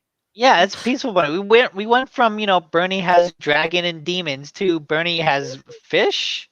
Yep, just Bernie is he's the the diver. swimmer. He's the swimmer. All right, nice. Someone is just obsessed with the Bernie Sanders meme, like just completely and utterly. All right. So yeah, it was definitely worth every minute. So if you want to look it up on yourself, it's the name of the YouTube video is I modded Bernie Sanders meme into every game, and it is everything for me. If I'm having a bad day, I just pull that up, and it just makes me laugh every single time. Well, thank you for showing me. All right, now go, be free like a little Bernie Sanders. Yay! I'm sorry. All right. Bye. Yeah. Bye. Bye. All right. So next item is. I guess this is very below the fold, but the Mortal Kombat movie has officially received an R rating, which. Oh yeah, I saw that. God, it should have been. So. I'm actually genuinely looking forward to that because I thought the trailer looked like a cool martial arts movie. I don't think you could make that movie without it being rated R. I mean, it's fucking Mortal Kombat, right? Wait, but I don't think how could they have? I mean, they couldn't have made a PG version of that movie. Was the original Mortal Kombat movie PG-13? I don't know. It's a good question. Oh shit! What year does it come out? If I just type in Mortal Kombat movie, it's all the new one.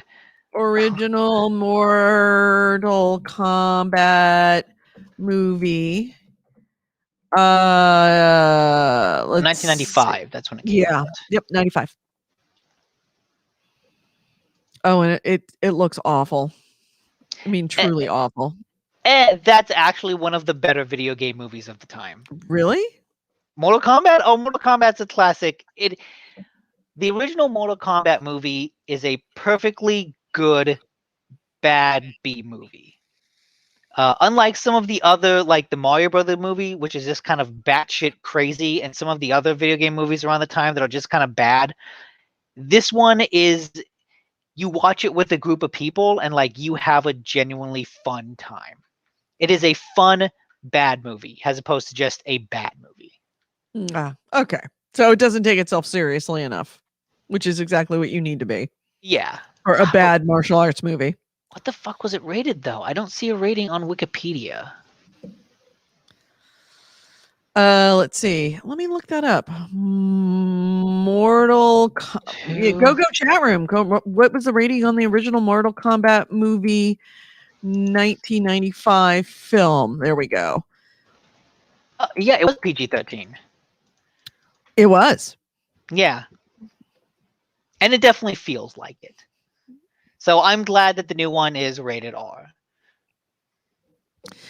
Well, gives us a good hope. Yeah. And it's not going to be awful. It's just going to be sort of awful. Maybe we'll it's a video game movie. Maybe we'll at least get some good gore. Yeah. You get some fatalities. Yeah. My next item is, if you are someone who has been sharing your Netflix account with somebody else, you might want to knock it off soon. So Netflix password sharing, everybody does it. I don't, but everybody else does it. Especially if you know, like roommates that used to be roommates that are no longer roommates anymore. They use it. Ex-girlfriends, ex-boyfriends, family members. It's a thing. And it's actually, a lot of people add that into the economics of deciding about what they want to get from Netflix, whether they want to sign up for Netflix, because if they can offset the cost by sharing their password with somebody they know and trust and love. Well, Netflix has always very typically been very quiet about password sharing. They know it happens, but they don't really do anything about it, or haven't up until this point. But they have absolutely said that they are the terms of service does disallow that the password sharing. It flat out says you're not supposed to, but they've kind of turned a blind eye knowing that that's happening.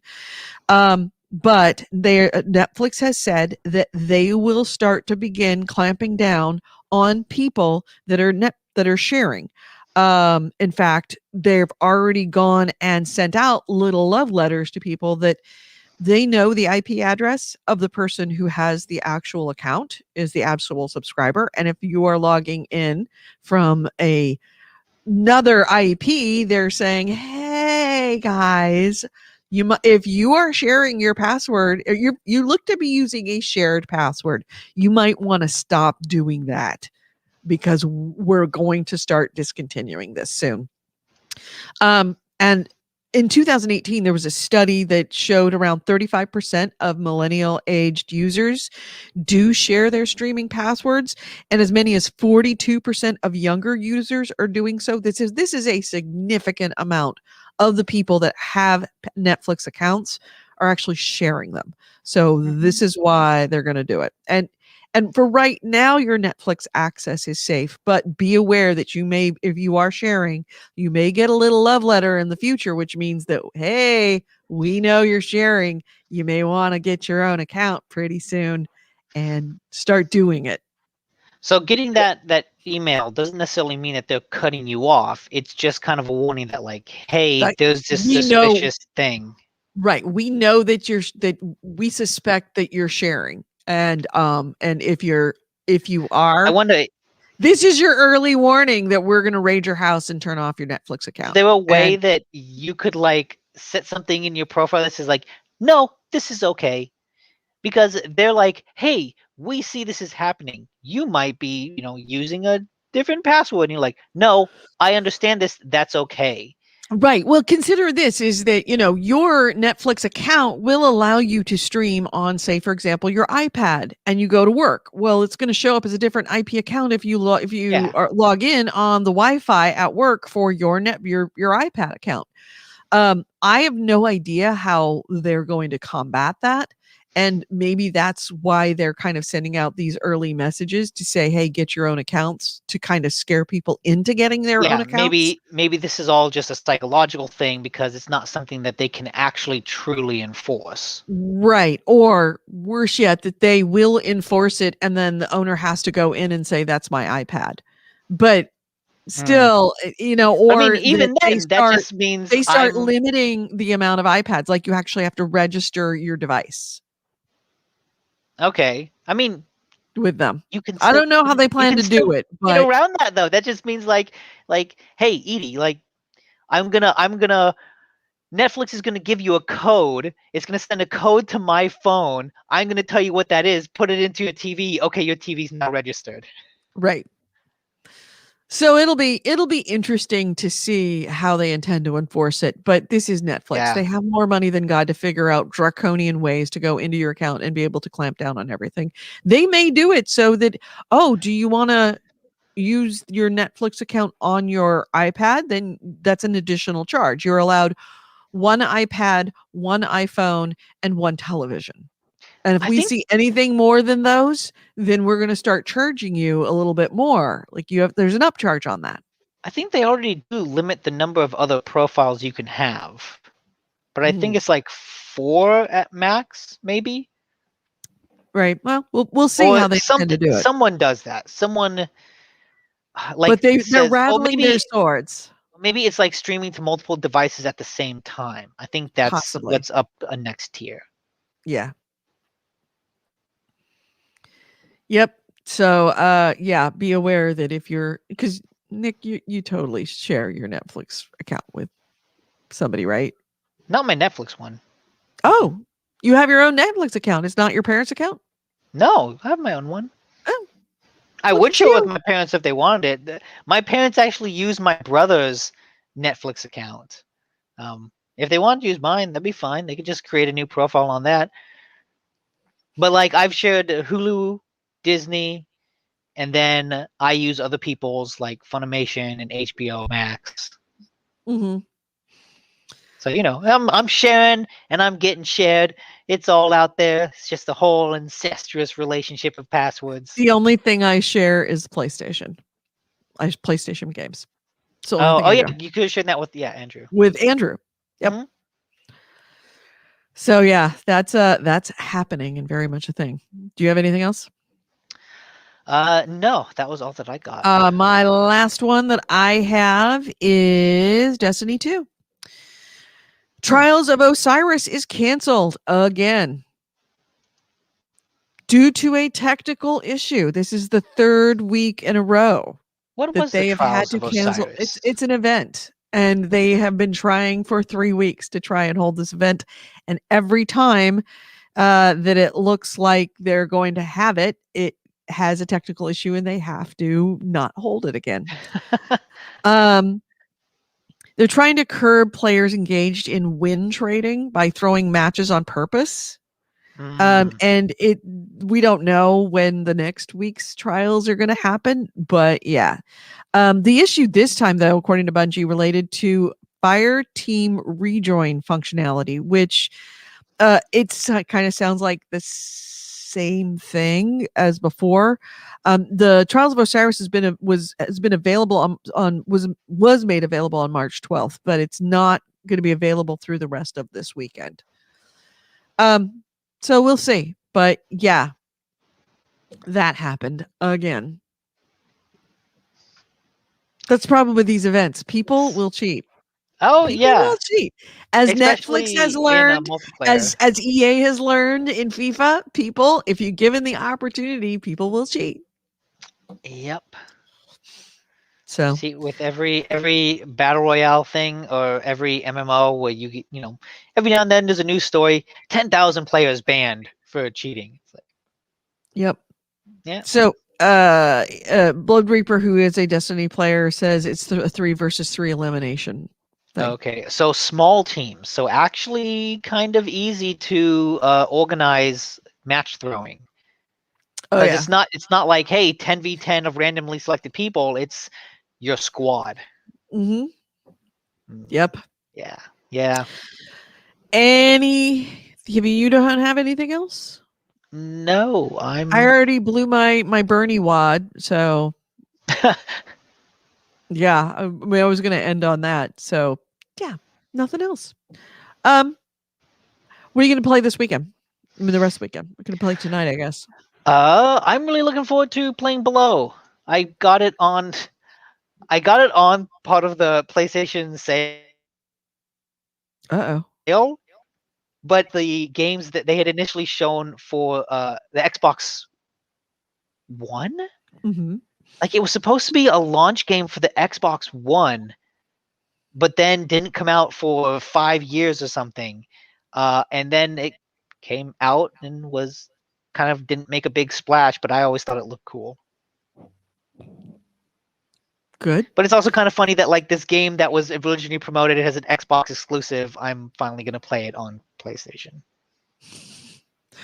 I'm gonna, like as I said in the earlier, I am going to hit the Crusader Kings again tonight, because like I always do it in the Discord. If you are not joined on the Discord, please join on the Discord. That would be awesome. But I'm going to be playing on the Discord tonight a incest all the time, to see how inbred and screwed up we could make my lineage. I may go into the character creator first, and make this person like just hit all the sliders on the extremes. So we just make up one incredibly fucked up person. And I'm going to start off with a hunchback dwarf, hideous person, and see how far our very bad line can go by breeding among ourselves. You should create like keeping it in the family. A line that's specifically designed to be, as ugly, disgusting as possible, and then a line that's supposed to be as like beautiful and smart as possible, and then pit them against each other. Well, that could happen because Crusader Kings does have a multiplayer element to it. We could, in theory, do that, but it would take 2 players playing Crusader Kings to do it. Somebody else would have to play and do the beautiful line. I could do the miserable, horrible line and then see what happens. And the question is, when you say are you talking about like who would do better in the game, or whose genes would win when we start breeding them against each other? Because there is the genetic battle going on between, good, air quote good, and I should say beneficial and detrimental. Because there's qualities, there's stats that go along with all of these traits. Like if you're hideous, you don't have very good diplomacy because people don't really like you. And if you're beautiful, then you've got way more charisma, so you've got an advantage in diplomacy. So there's stats that go with it. So it's beneficial and detrimental. So I was actually just looking, and I saw an update to the EA story. Yeah. They have officially suspended all what they say discretionary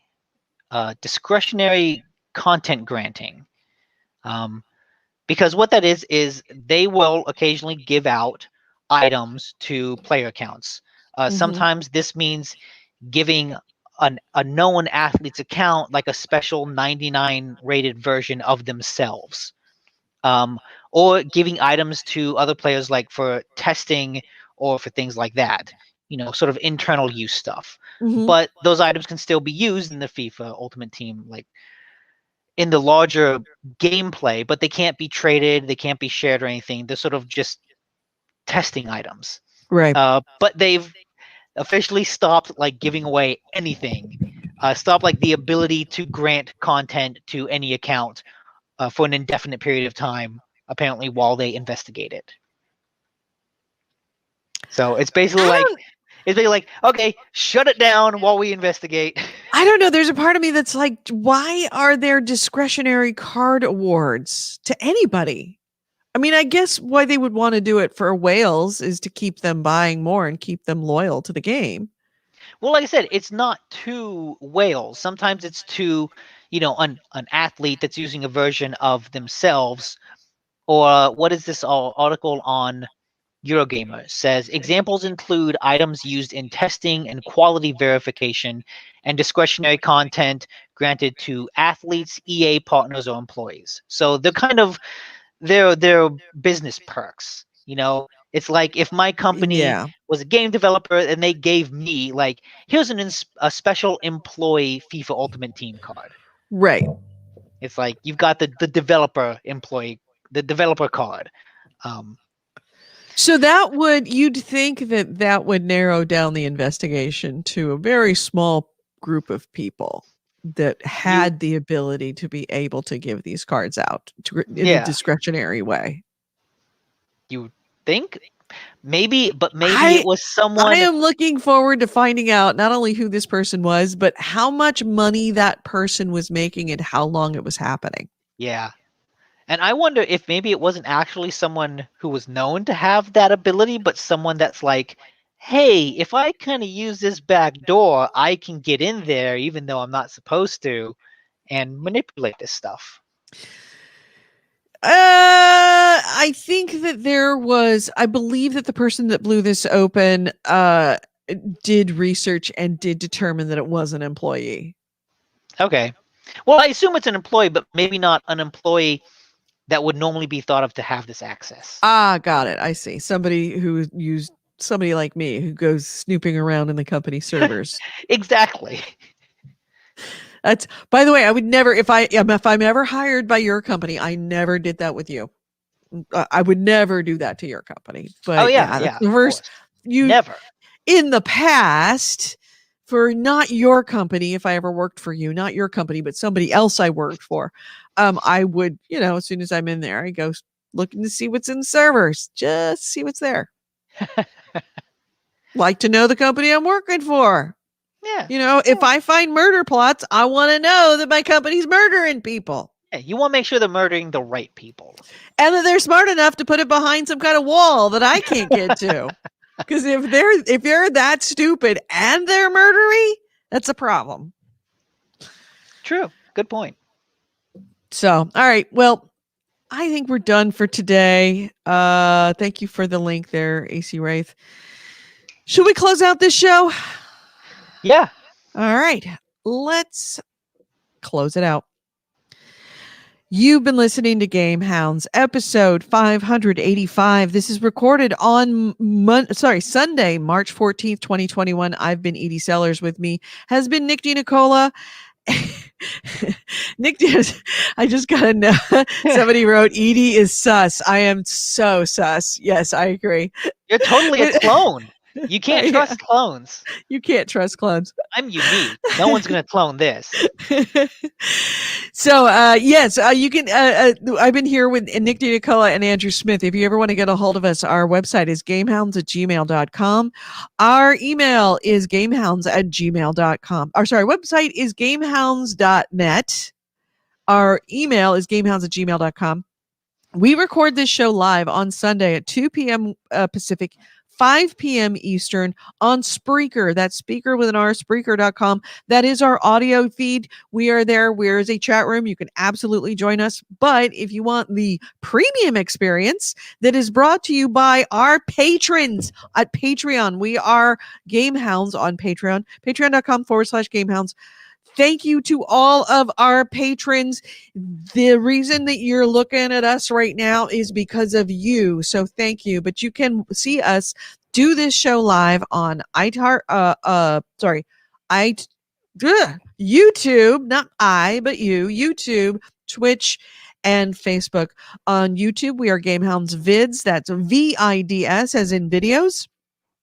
On Twitch and on Facebook, we are the GameHounds, 2 words put together. Nick, thanks so much for joining us. Don't forget about our Discord server. If you're listening to the show as a podcast, we are on iTunes, iHeartRadio, and Google Play, and all the other places. If you do listen to us, leave us feedback. And if you can't find, obviously, we weren't able to say the long word, the whole long URL for the Discord server, just go to the Facebook page. It is pinned on the top of the Facebook page. It is facebook.com/the GameHounds. Join us in the Discord server where I'm going to be playing tonight, breeding mothers with children, because that's what I'm going to do. Have a great night, everyone. We will talk to you next week. Take care. Bye-bye, everyone.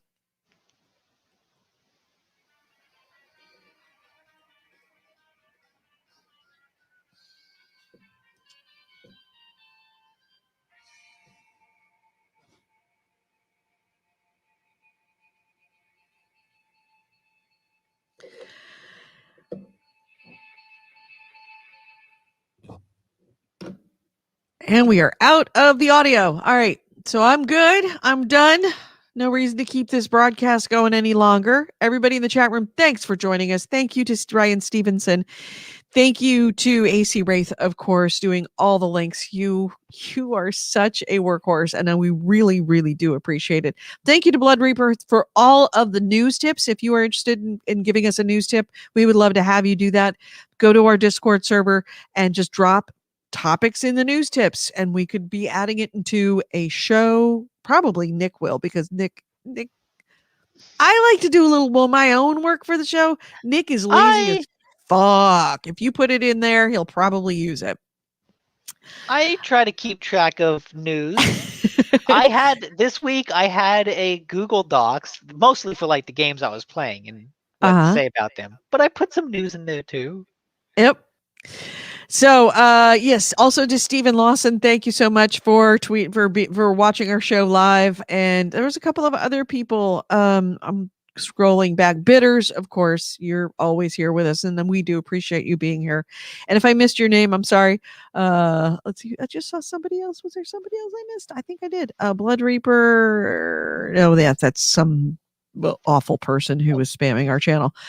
Thanks to everybody. If I missed you in the chat room, sorry, but we will talk to you next week. Have a great night. I am going to go try and do something with my puppy who has been going nuts. Of course, now that the show is over, the puppy is quiet. Oh, yes, of course. The puppy went to sleep.